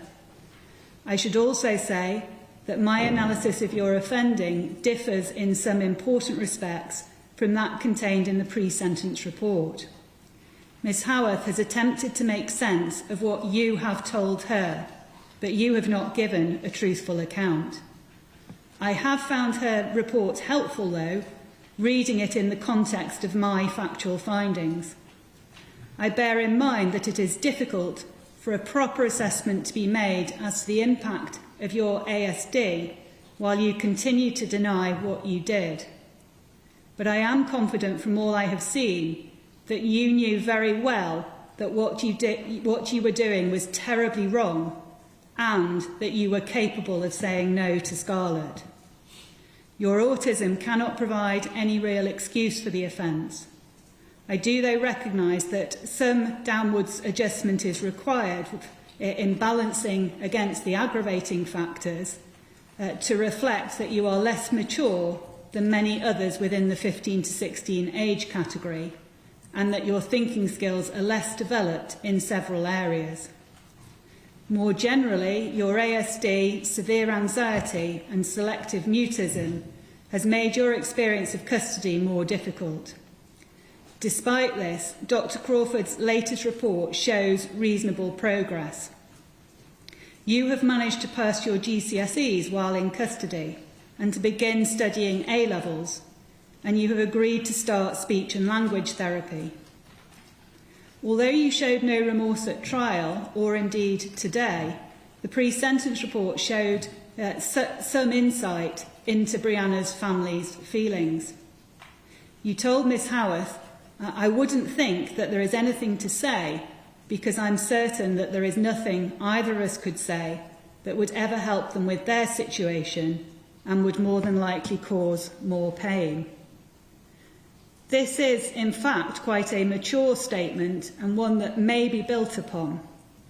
I also find that it is consistent with my view that despite the limitations identified in the expert evidence, you are capable of thinking about the consequences of your actions. Taking the evidence as a whole, I find that the impact of your ASD on your culpability is limited. I do not doubt that transferring to prison when you are an adult will be difficult. Prison is more difficult for those who are neurodiverse. Your behaviour in custody has been good so far, and it is clear from the pre-sentence report that there is a hope that you may one day be rehabilitated. You must continue to work towards that. I have weighed all the aggravating and mitigating factors that apply to each of you. Although I have taken the same starting point, I have concluded that the final minimum terms must be different. In Scarlett's case, the aggravating features are significant and would have led to a substantial uplift to the starting point, but for the mitigation, particularly that relating to maturity and mental disorder. There must still be an uplift, but it will be moderated. In Eddie's case, I find that the balance to be struck between aggravating factors, which are not quite as high as in Scarlett's case, and the mitigation I have identified is such as to cancel each other out. In saying that, I have taken account of all the medical evidence and accept the diagnosis of ASD has some impact, but the extent to which it reduced your culpability in the circumstances of this offending is limited. This was undoubtedly a very serious offence with multiple aggravating factors. That is the context in which I impose minimum terms which are lengthy for offenders of your age, albeit significantly less than an equivalent sentence for an adult. The parole board will have to decide if and when either or both of you can be released. That will only happen if you no longer pose a danger. If you are released, you will remain on licence for life and you may be recalled to prison. I will now sentence each of you. You may remain seated. In both cases, the relevant statutory surcharge will apply. Scarlett Jenkinson, for the murder of Brianna Ghey, you will be detained at His Majesty's pleasure. I set the minimum term at 22 years, less the 352 days that you have spent on remand. Eddie Radcliffe, for the murder of Brianna Ghey, you will be detained at His Majesty's pleasure. I set the minimum term at 20 years, less the 352 days that you have spent on remand. Please take the defendants to the cells and their legal teams will come and see them before they go to begin their sentences. Thank you. OK, that was the sentencing of Brianna Ghey's murderers, Scarlett Jenkinson and Eddie Ratcliffe. If you're just joining us, Mrs Justice Yearbat